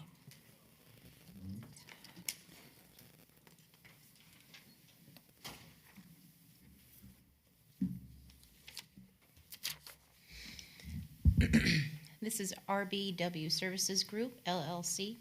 The application is a request for a conditional use to allow for a 149-foot tower in the RUR zoning district. This is an aerial view of the subject property. This is a view of the subject property. This is a northwestern view of West Leslie K. Lane. And the southern view from South Trent Terrace. This is the master plan submitted by the applicant. Thank you. All right, thank you. Good afternoon, sir. Good morning. My name is Dan Ausley with RBW Services Group. My address is 1003 Washington Street in Tallahassee, Florida. I'm here on behalf of Verizon Wireless and Vertical Bridge on the conditional use for the telecommunications monopole at just on 4750 West Justice Court. And I think we've actually had an address change. It's actually because it does not have access off of Justice Court. It's coming off of Truett or Truist, what that street is. The site initially was designed for Verizon Wireless and will be able to accommodate additional carriers through co-location. Telecommunication towers are expressly allowed as a conditional use under Section 3750 of the Land Development Code. The county has issued a letter of completeness confirming that all required materials were submitted and sufficient for review. The site is rural, large in acreage, and capable of accommodating the tower while maintaining all required setbacks and fall zone protections under the LDRs. The facility is unmanned, generates no traffic, no noise, and no lighting impacts, and is consistent with similar towers previously approved throughout the county. The height was reduced to 149 feet to be under the 150-foot threshold that Citrus County has for lighting, so not to have any lighting on the tower. The facility complies with all FCC radio frequency standards, and the FAA has issued a determination of no hazard. Fire access and emergency standards are met under the Florida Fire Prevention Code. And I'm happy to answer any questions of the commission. Does the staff have any questions for the applicant? Only just to let the applicant know that we received a response to formal objections. We could not provide that to the PDC because it didn't meet our quasi-judicial deadline. So if there's anything you want to address in that paper to them, they've not seen those. Do that now or This is your time. Okay, sure. We had received the objection letter, and if I can address that, there were looks like there were five items on there. The first one was about incompatibility with the surrounding areas. Telecommunication towers are allowed as a conditional use under Citrus County LDC 3750. The county has repeatedly determined that the properly cited towers are compatible with rural and residential areas when objective standards are met. The proposed monopole meets all required setbacks, fall zone standards, and design requirements. It's unmanned and does not introduce any commercial activity, noise, lighting, or traffic. Another one had to do with property value and aesthetic concerns. There was no appraisal data or expert testimony that we saw that gave anything that we could really act on, and I'm not an appraiser. One had to do with easement, traffic, and access. The site plan and recorded survey demonstrate lawful access. Telecommunication towers are unmanned facilities that generate negligible traffic. They're limited to infrequent maintenance visits. Access and emergency service requirements have been reviewed through engineering and fire pre-application process and comply with the Citrus County and Florida Fire Prevention Code standards. One was about alleged lack of need or availability of co-location. And one of the slides that we presented that had to do with it was an RF package. It shows all the surrounding towers. Verizon is on all of the surrounding towers in that area, and in the package that the planning staff provided shows that the closest tower that's available, the setback from the tower is 1,500 feet. The closest tower is 11,000 feet, so that's 2 miles. So they're on all surrounding towers. And the package here, if you could go. They've pulled up your PowerPoint. button Sorry, we there should have on had that the available remote. for you. Oh, okay. Very good. Learned something new. Okay. This shows the surrounding towers, except for the one that is, and the red area is the area that lacks coverage. The red circle is the tower location that we're proposing, and the red area to the left is the closest tower that they are in the process of co-locating on now. Let's see. So, I'll get back to my list. So as far as the co-location capabilities, they have co-located on every tower that's available. And then as far as safety, environmental, emergency response, the project has undergone engineering, fire, and land development review in the pre-application process. Fire access, clearance, and response standards will be met in accordance with the Florida Fire Prevention Code. The FAA has issued a determination of no hazard to air navigation. The proposed tower height was intentionally reduced to 149 feet for the lighting. So that's kind of response to the objection letter that we saw. All right, does staff have any other questions?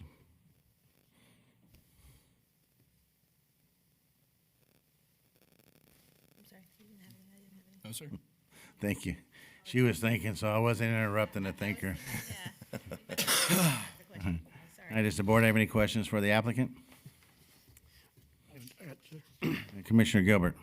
Just one question. I know we've seen on previous towers in the past about putting like a shrubbery or something on the top parts where the co-locations are for like different towers.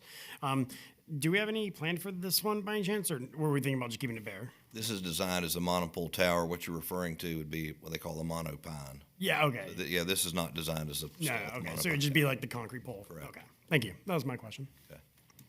All right, Commissioner Bramlett. I would just have like one suggestion. We've dealt with these applications here recently, and some things that are kind of easier and help not only us but maybe the public is sometimes they'll have views of what the tower will look like from the north, the east, the south, the west, kind of from a certain distance. It'll show you one of the gentlemen that we looked at, because it was in a more higher dense neighborhood, he kind of like showed, okay, looking from this little spot in a red square, it showed what it looked like.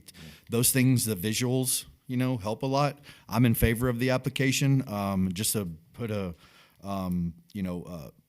speak on what Mr. Gilbert talked about, I think that those, the poles with the branches on them, those things look ridiculous. They literally, it makes it look more, that it's more terrible to look at than it would be just to have a pole there. So whoever thought that was a good idea, I think it's a terrible idea. I hope they hear me. These things are just a necessary evil. We all need it. Everyone wants their phone to work when they need it. You know, people are doing away with landlines. Storms hit. Things happen. You know, it's just part of the life that we live in right now. So thank you. All right, thank you, Commissioner Bramlett. All right, I have a couple of questions for you, and they're simple. This is going to have a generator, correct? Yes, sir. Gas generator? Diesel. Diesel? Same thing. It all burns. You said, I don't have a fire thing. You said you had a fire approval? No, What's in the the closest fire pre-application, hydrant it'll to go that? through the, What's the closest fire hydrant to that? at the corner of the tower. property. On the, feet wise? I didn't see To one. the when I site did the itself, site probably count. 400 to 500 feet. All right, I didn't see that, so, and then my second question, are you paving around the tower and the road coming in? Planning? Paving? Paving, no, sir. It'll be gravel. Just all? Yes, sir. All right, I have no other questions. Anybody else? All right, thank you, sir. We'll get the staff to come forward.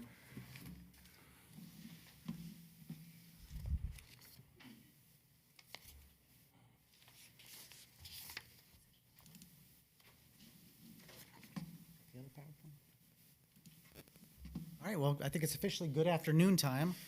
Frank Pyland with Land Development. I'm one of the planners here. When we look at this application, we're looking at application CU 2025-00016. This is a monopole tower. It is not a monopine. It does not have any stealth characteristics. It is a tower.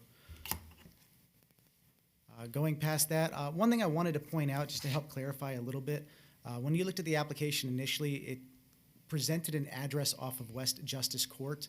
West Justice Court does not physically touch this property, and so some updates have been made with addressing, and now the address is showing off of Trent Terrace.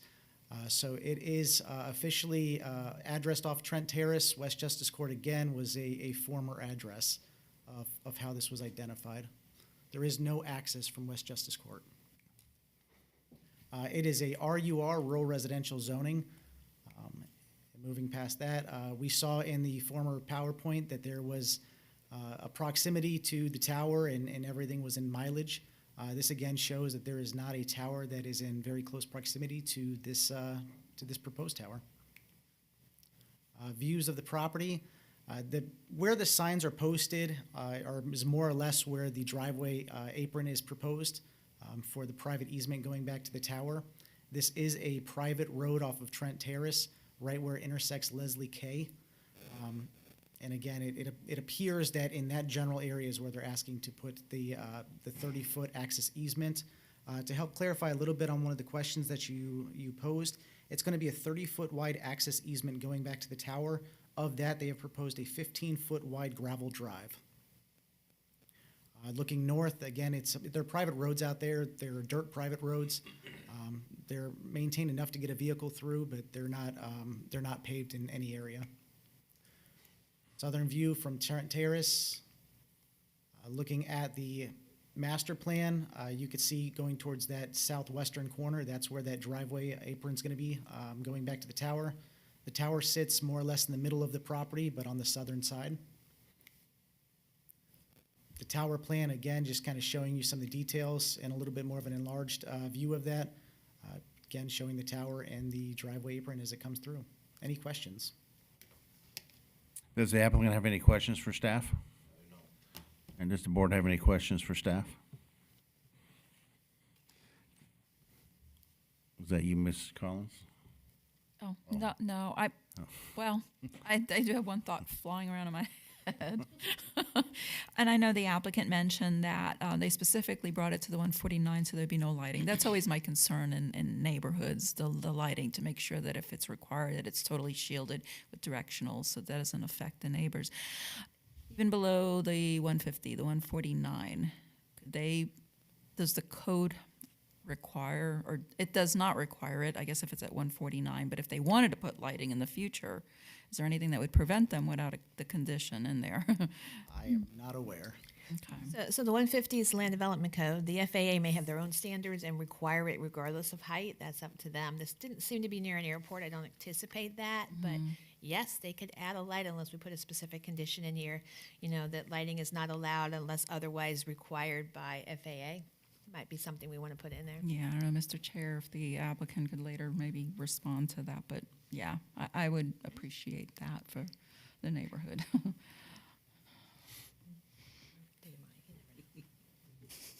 All right, any other questions for staff? All right. Thank you, Frankie. Thank you. All right, at this time, I'm going to open the public portion of the meeting. Will be open. If there's anyone present who would like to speak on this application, please come to the podium. As a reminder, individuals have 3 minutes and organizations have 5 minutes. When speaking on this application, please address this board. If you have any documentation that you want to enter into the record, please provide a copy to the recording secretary. Good afternoon, sir. Hi, good afternoon, folks. My name's Larry Silvers. I live at 4531 South Trent Terrace. So I'm at the southern portion of this property where the access road is proposed to go in right at my driveway. The only reason I knew about this was because of the signs, and when I did some due diligence, found out that the application was supposed to have been on West Justice Court. I don't have any opposition to the tower. It's just the amount of work and the impact that it's going to have on our roads and my driveway specifically. So there was nobody's ever come to me or approached to me saying, hey, could we put a tower in your yard? Because instead of, first of all, turtles, we have a massive amount of these turtles that are out there. I bought the property about 3 years ago. I know that was an issue. But where they're proposing to bring this access road in just doesn't make any sense. I've walked the properties, and there's a lot easier access back to their proposed site than what they're proposing. My property, which is wide open back at the, I guess you'd be to say the northeast corner, seemed to be the most easiest way to put a tower someplace. I don't know why they're wanting to do it in the middle of a landlocked area. I mean, I've been in construction for quite some time, so bringing the construction equipment in just to build the access road, I'm assuming to build these, you're gonna have to bring in cranes, and that property's just not advantageous for what they're wanting to do. It just seems like there's a lot of other properties around that they could have approached and not had so much of an impact on such properties. There again, I don't have a problem with the tower. It's just them impacting the roads. Our roads are bad enough as it is to get back there. We are all privately owned and privately, I've learned about that where the county doesn't do anything as far as the road maintenance. So I've not heard any proposals about, the major potholes that we have already. Are they going to fill those back in? I mean, it sounds like they're going to have a nice 700-foot wide, 15-foot wide gravel road, but everything beyond then up to a major road for them to get access, I just see it being an issue. So that's it. All right, thank you, sir. Thank you. Next speaker.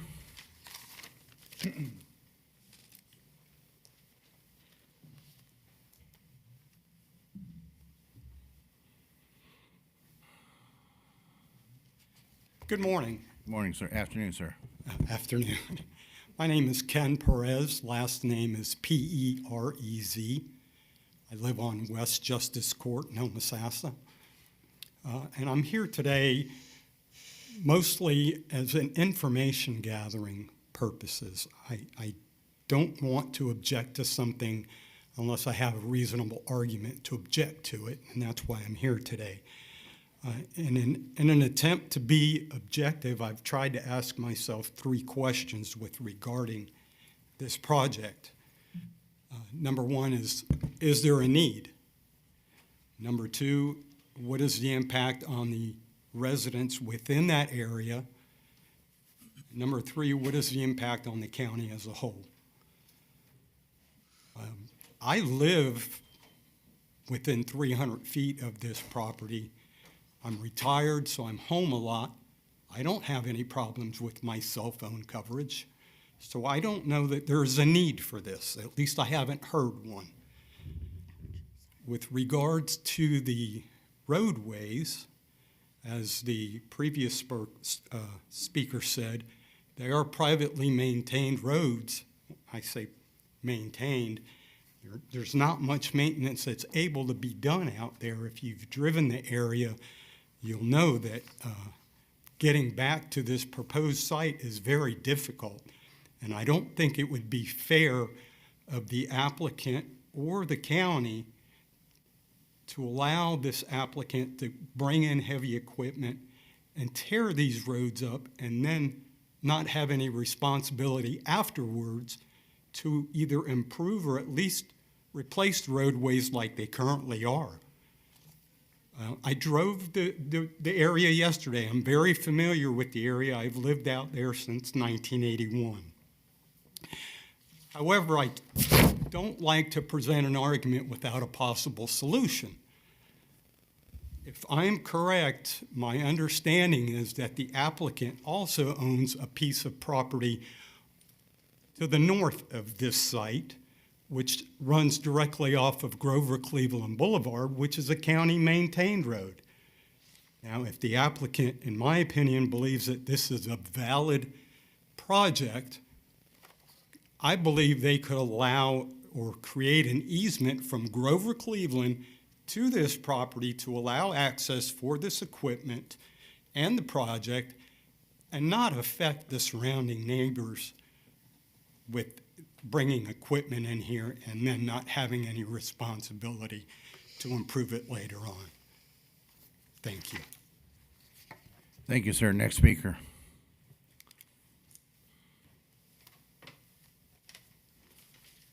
Anyone? All right, seeing none, does the applicant have any rebuttal on the public input? Thank you. It seems like a common theme with all your projects have to do with access, traffic, and everything going on. This site will present a challenge for access and for construction because the private roads are in decent shape, but they're not great. They're very sandy. It's four-wheel drive access for a lot of it sometimes. I've driven those roads a lot. There will be an impact on the road, and what I see happening is during construction, and that's when most of the traffic's going to be. After construction, these are minimally, visited just for maintenance occasional. There will be a crane going back there. That's a big piece of equipment. The tower will come in on a flatbed truck. That's a big piece of equipment. They will improve the areas that are needed. The areas that are sandy, they'll put gravel or something down to improve the traction in those areas. When they leave, the roads will be in the condition or better they were before we got there. And they're going to have to do that for continued maintenance anyway. It is a long, the access from Grover, Cleveland is a private road. It's privately owned by an individual or a group. Our title research has shown that we have the capability to use that for our access. To the last gentleman's point, the owner of this property does own a piece to the north that connects to Grover, Cleveland, but they do not connect. So, and we looked at that, and there's a narrow area in there, but we don't think that's as suitable a location as this, even though it's a more direct route. And that would make more sense for us, but it just didn't seem to work. As far as, whether the cell phones work back there or not, the RF engineers have shown that there's a lack of service in that general area. It may not be specific right there to that yard, but the purpose is to serve a general area for the tower. They also mentioned the gopher tortoises. There's a gopher tortoise site on this parcel, which is one of the reasons the road goes the way it does. It's built that way to avoid a gopher tortoise burrow. And we have to have I think it's a 25-foot minimum setback around those burrows. And so that's why the road is where it is. I'd be happy to talk to him after the meeting and see if he has some other access idea, but that's all I've got, unless y'all have any more questions. All right, no, that'll be it. Thank you. All right, this time I'm going to close the public portion of the hearing down. I'm going to bring the discussion back to the board. Who would like to begin? Commissioner Bramlett. So we've approved, feel like almost every single one of these that have come in front of us. Some of them have had a little bit more of a discussion than others. I feel like this one kind of is out there in that little rural nature area, but I do want to bring home the plan or the point that Ms. Collins made. I think that we should add something in there about lighting. I don't think that it's fair to any of the neighbors and anywhere around there that if they do have to have some blinking light that's going to be flashing in their windows or anything. So I'm not smart enough to determine what that condition should be. I'll leave that up to the professionals, but I am in favor of it with that amended condition or added condition. Speak to that. No, sir. Thank you. Anyone else? I agree Commissioner with Murphy. Commissioner Bramlett. I agree with Commissioner Bramlett. Anybody else? I'll just say that I'll be the opposition, as you probably already expected me to say no. I'm not in favor of this. I'm not in favor of it because of the accessibility to this one, more so than some of the other ones that I disagreed with in the past. I drove that area, and the applicant was exactly right. You need a four-wheel drive in some areas because that sugar sand will certainly sink you down.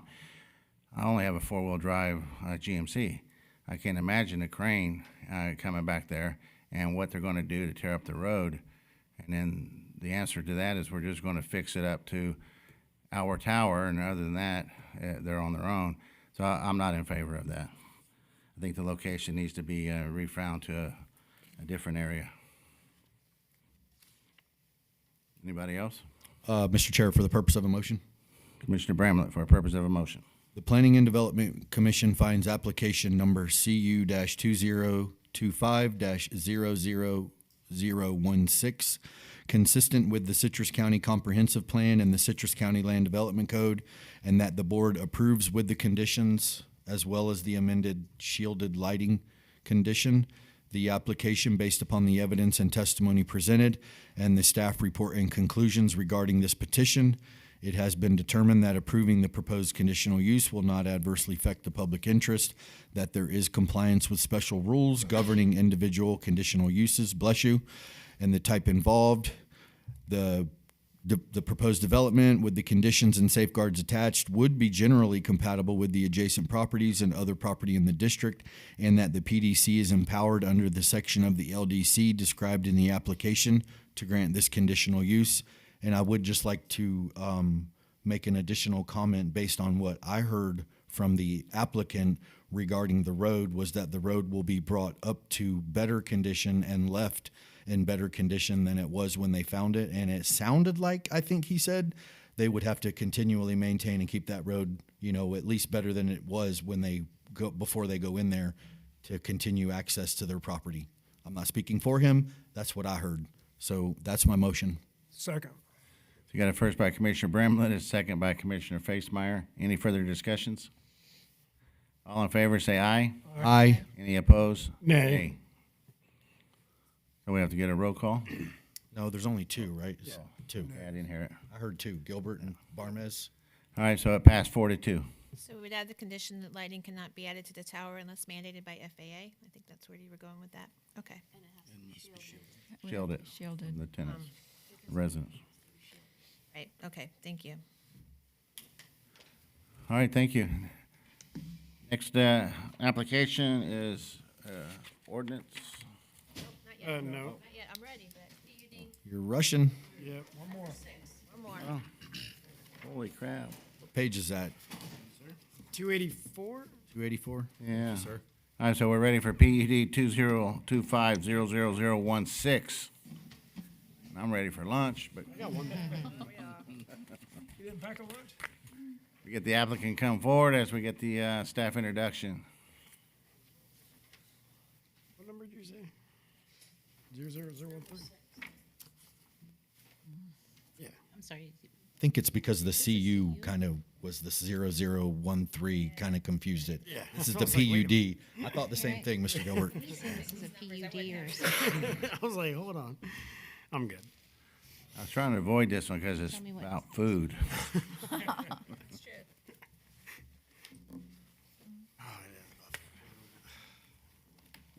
I'm hungry. 250313.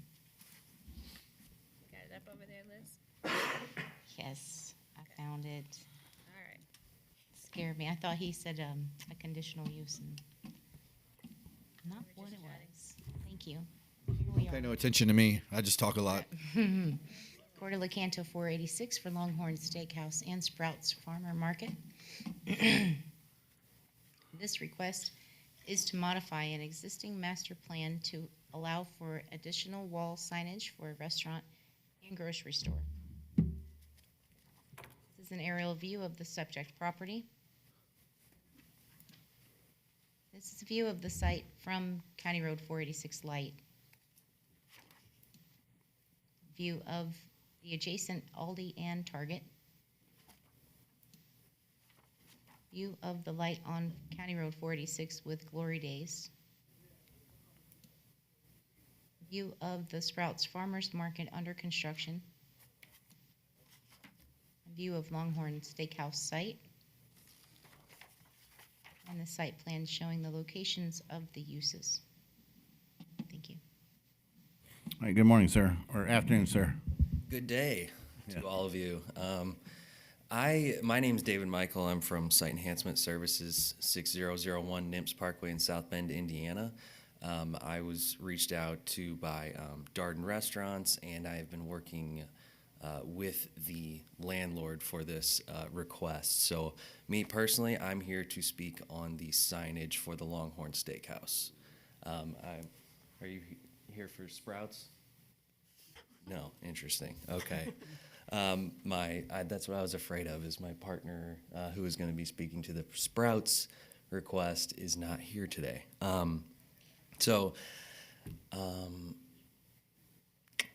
I guess I'm thinking we should probably table this then if it's not. So you're asking for a continuance? Yeah, I'm not going to be able to speak to the grocery store at all. I'm just here for the signage of the Longhorn.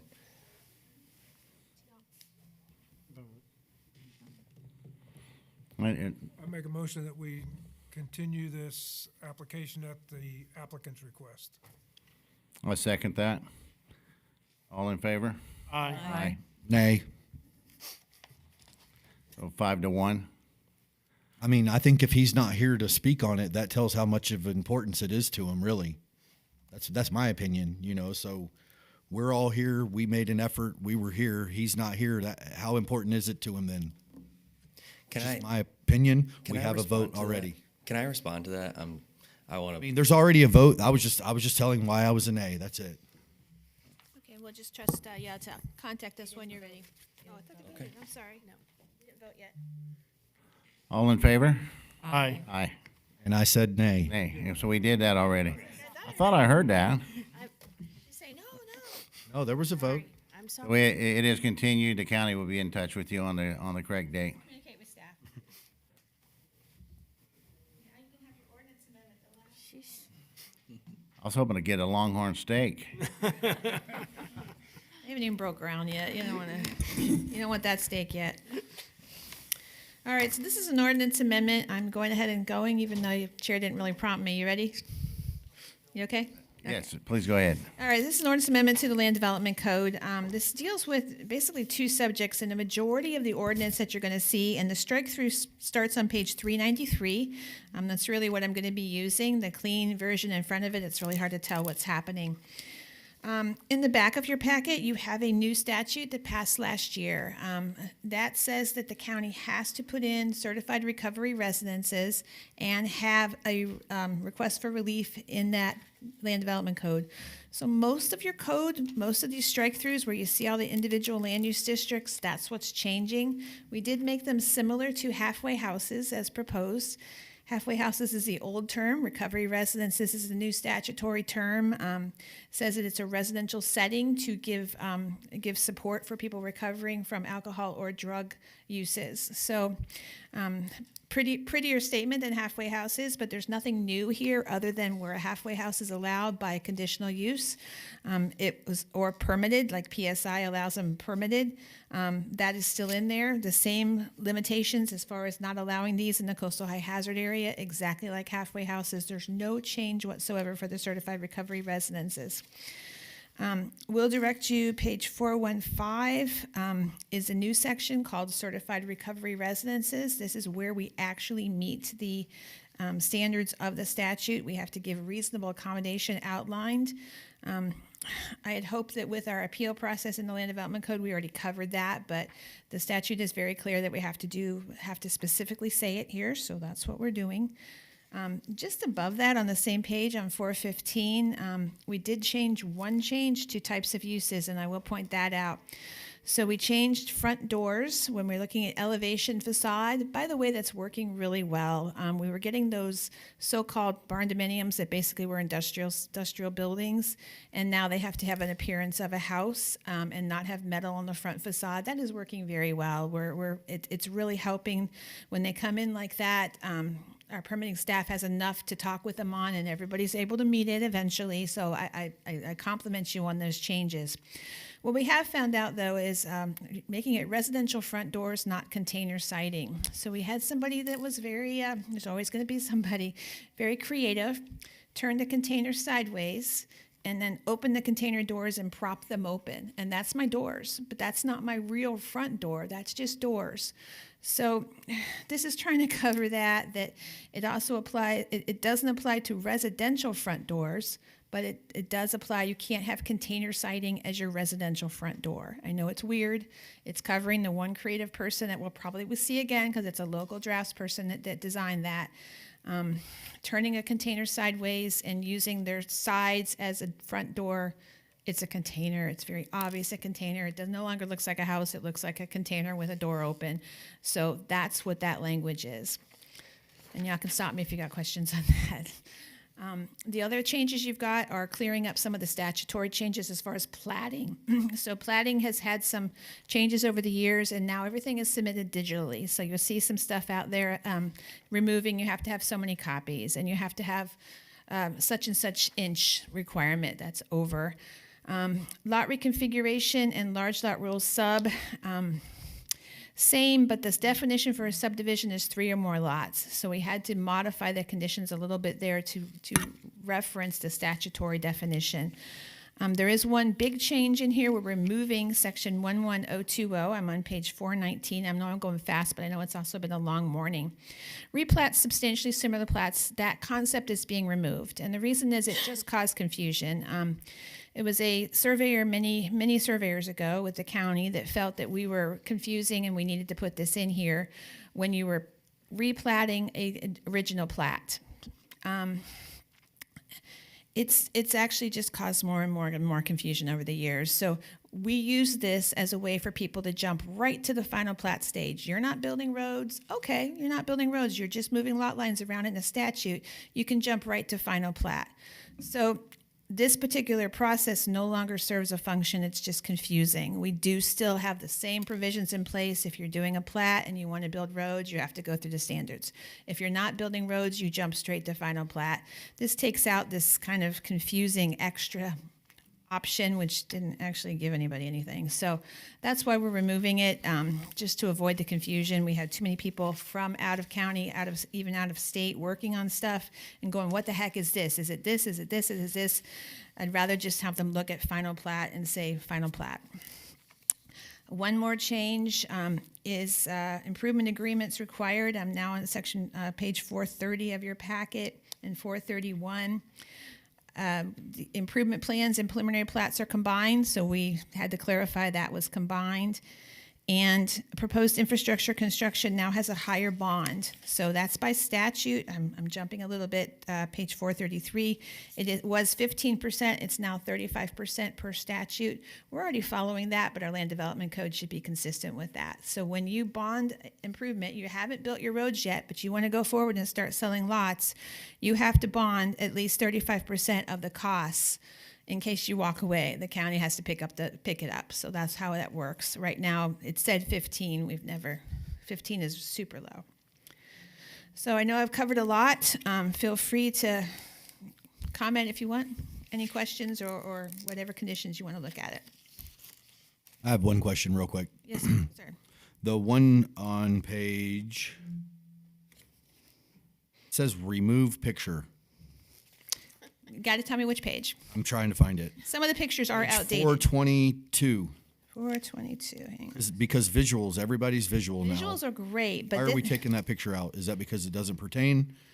Yeah, I didn't really like that picture simply because we're talking here about plat submittals, and I don't know. I wasn't a fan simply because of I don't have any positive or negative on that.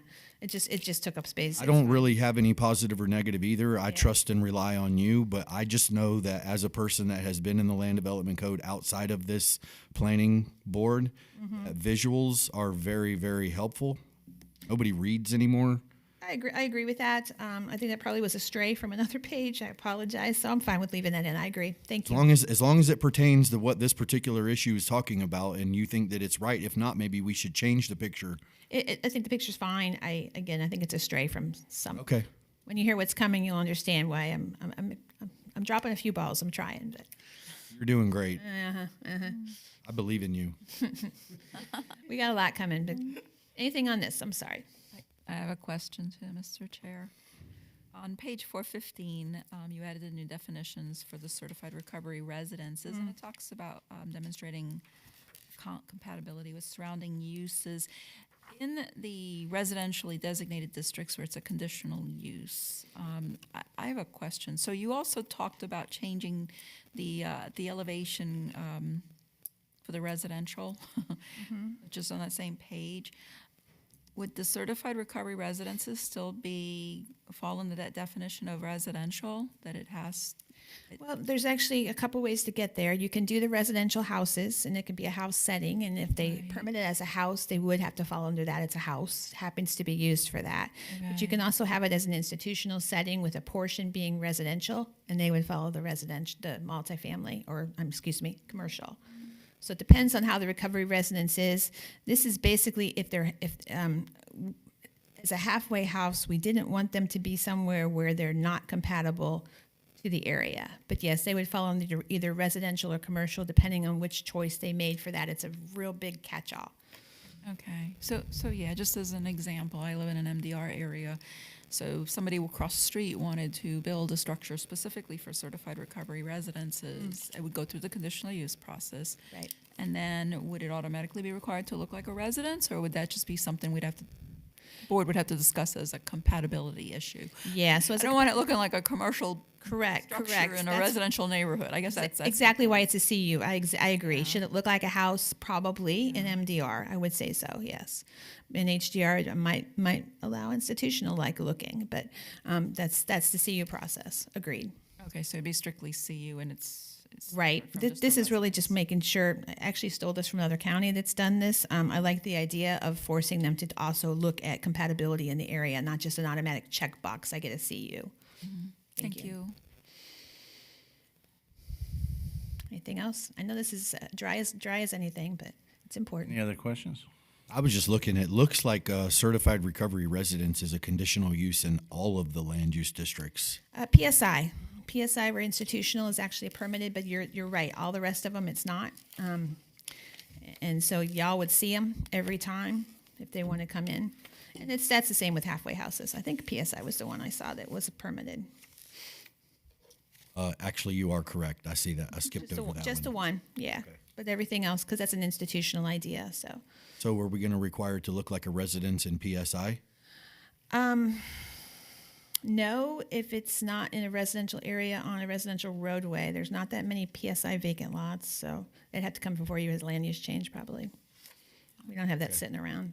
Okay, just making sure, like somebody, if they had that particular lot and then now you make something look like a house when everything else looks like a bunch of offices or, Right. medical facilities. Yeah, PSI are usually established here. They're not usually vacant. I don't know. I guess you could tear one down, but it would depend on the area. And is this going to create undue stress on somebody should they do that? And if it does, should we? I don't think so, because we say it has to be compatible with surrounding uses, and that's why that paragraph is really good. That's why I grabbed it, because it needs to be compatible and substantially similar to surrounding uses and structures. So I think we've covered it. Perfect. I appreciate that. Thank you. Nothing else? All right, no other questions? Do we need to approve this? You need to open it to the public and all that fun stuff. You're trying to get after that steak. All right, at this time, the public portion of the meeting will be open. If there's anyone present who would like to speak on this application, please come forward to the podium. As a reminder, individuals will have 3 minutes, organizations will have 5 minutes. And when speaking on this application, please address this board. If you have any documentation that you want to enter into the record, please provide a copy to the recording secretary. Michael, you made me go through all that?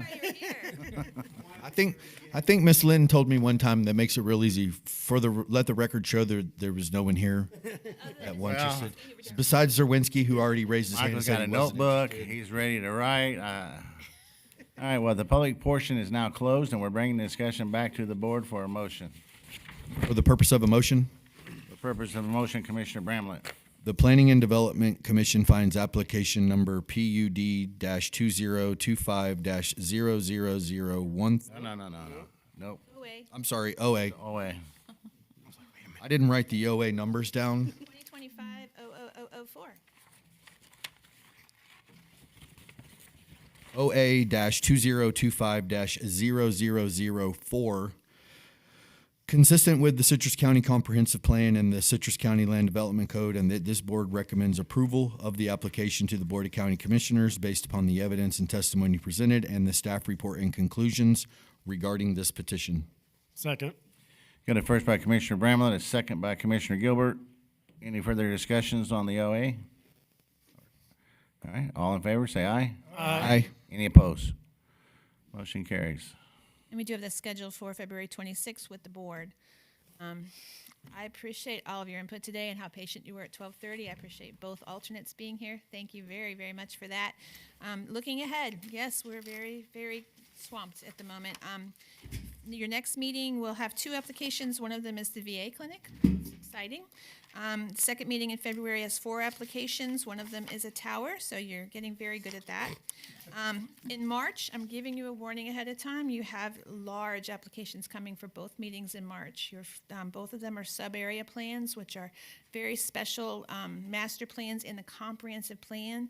One of them is creating an entirely new land use district. The other one is over 1,000 acres wanting to do some heavy industrial uses. So March is not a long list, but huge applications, both in size and in intensity. So I'm warning you on March, that one's coming down the pike. And we're constantly not slowing down in any way. So I kind of wish we were. Mr. Landon, we missed you earlier, whatever your name is, Mr. Bramlin. I've had a long morning too. Did you have anything else? No, I was at a party with the Party? attorney. Yeah, so I apologize for being late. And we were waiting. We were told it was a meeting. I said meeting. You messed me up there. I knew it. I knew it. Bloody Mary recognition, right? Yeah, right. Did you have anything else to do? No. Actually, it was very important. We were recognizing our long-term employees this morning at a breakfast, so it was very important. Well, why was she here then? Yeah, no, I've been long here forever. She has been recognized in the past on her anniversary. Today we had some 30-year employees, some 25-year employees, 10 and 5. And they made me start over, so I'll never get. We had to reset the clock. I had to reset Yes. the clock, which is. Commissioner Bramlett's got 10, and he didn't get paid for Yeah, you it. could have That's got not. one. That's an employee breakfast, not a volunteer breakfast. Is it really 10? Has it been 10 years? I think it's I probably don't been. know if it's 10. Probably been though. 8. I don't know. Honestly, I quit counting. I've only been here 10. Well, it'll be 11 this year, so. Yeah, you were here. You swore me in. I was here. You're the only one with more time and grade than me. The senior member. Listen to the military I don't know. Miss talk. Collins has been You're in not- planning you're as not- long you're as not I've the been in oldest. too. Back in the day. Anyway, I do appreciate all the thought. It's a lot, and thank you very much. Your input's always appreciated. I may not always agree, but I like the comments, and I want to keep encouraging them. Good job, guys. And we're going to Just have a couple chairs, of- right, next week or next meeting. I'm sorry? We're going to pick new chairs. Yes, that is scheduled on your agenda. Teased me for a next month. meeting. Not necessarily a new chair, then the chair can, I think. Chair can be voted in again. Yeah, I think. If I they think- do like a I really don't think it exceptional works that job. way. I don't think it works that way, but we will be voting on officers next meeting, yes. We've had 2 years in a row, David. The law says 2 years. You the whole time. Yeah, really. I can keep do you it. in line.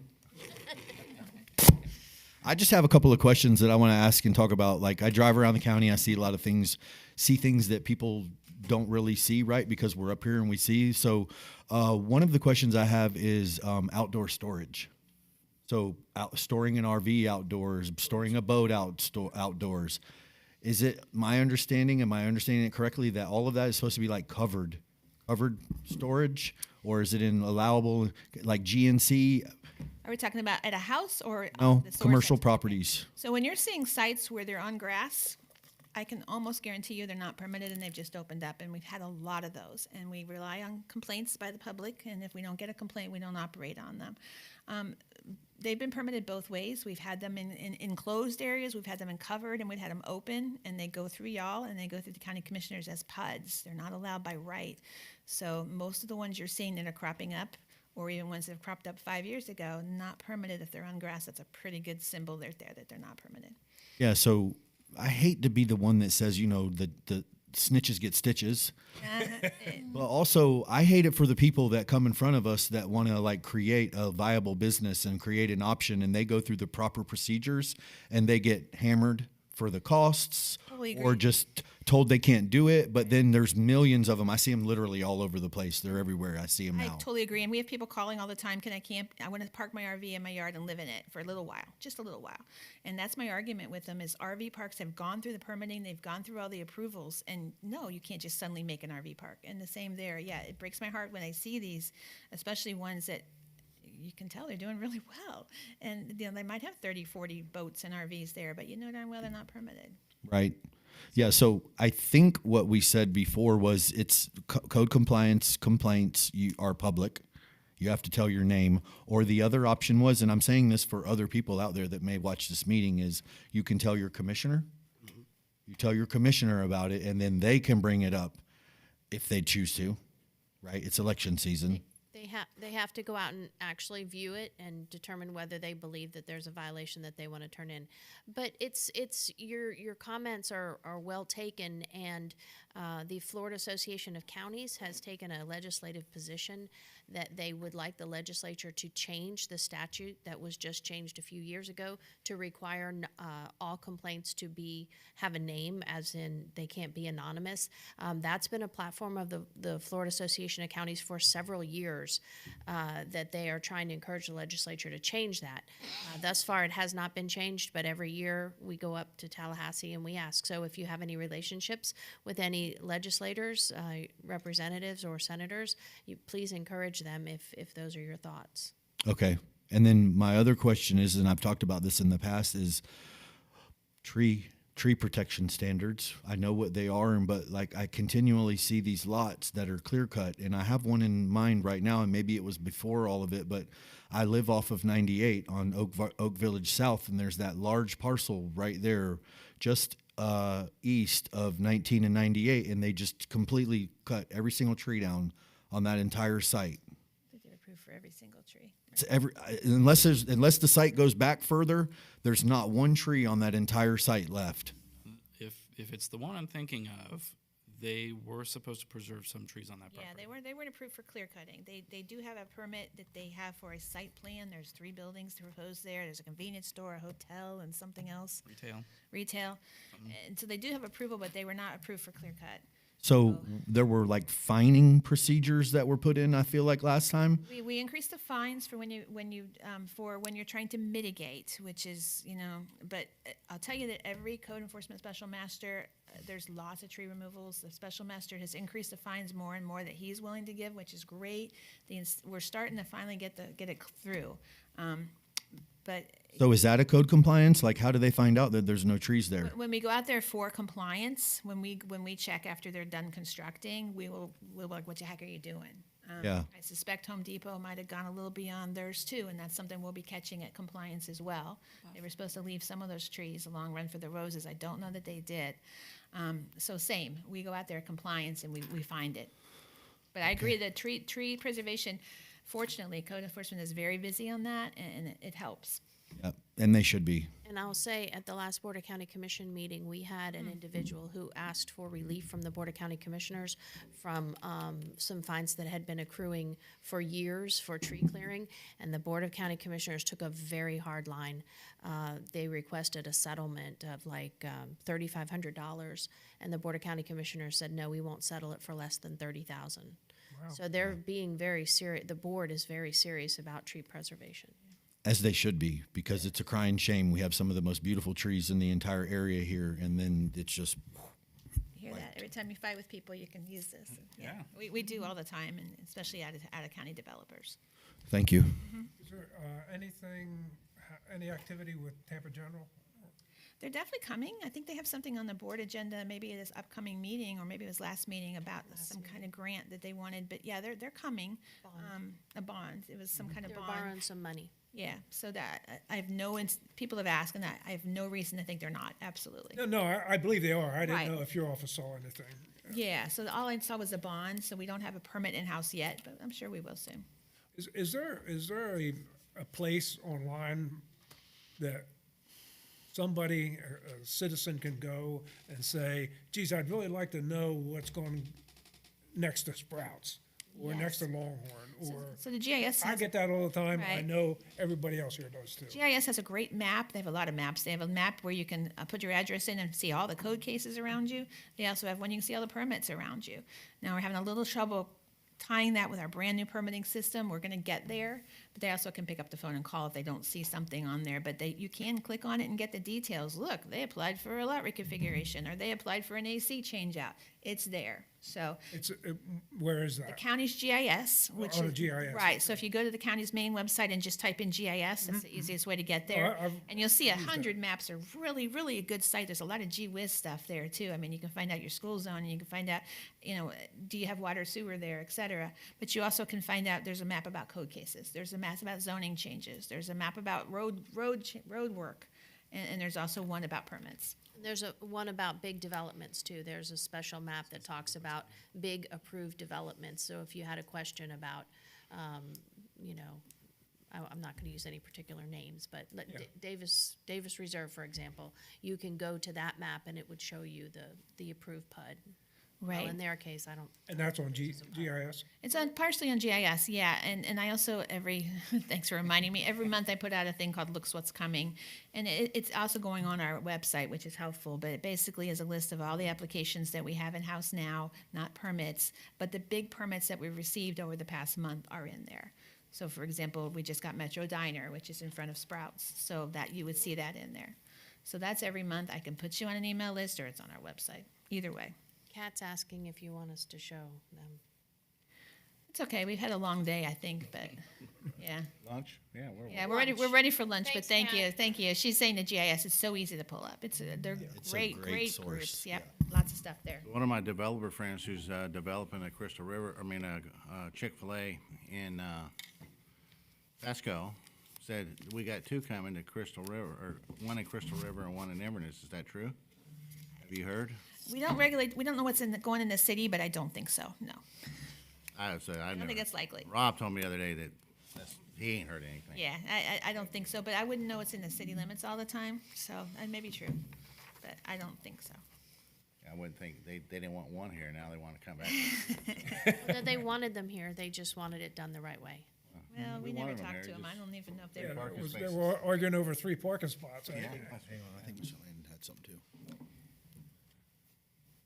I had one additional thought on that I wanted to add on trees, is we're partnering with UF across the parking lot to hire a full-time arborist that will take those funds that we've collected over the years for tree mitigation and irreparable harm fines out of court.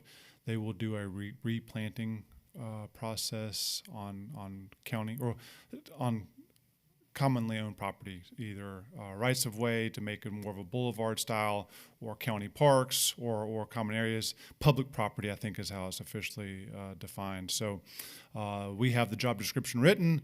I think it'll probably be posted any day.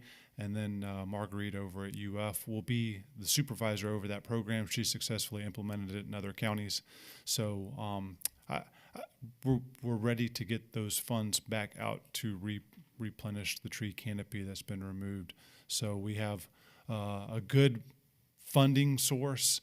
That's Unfortunately, yeah, because of all the code that funds. we've collected over the last couple of years. So we have two pots of money. We have tree mitigation money, which folks that actually go through the process and get a permit, and they're like, we have to cut this tree down.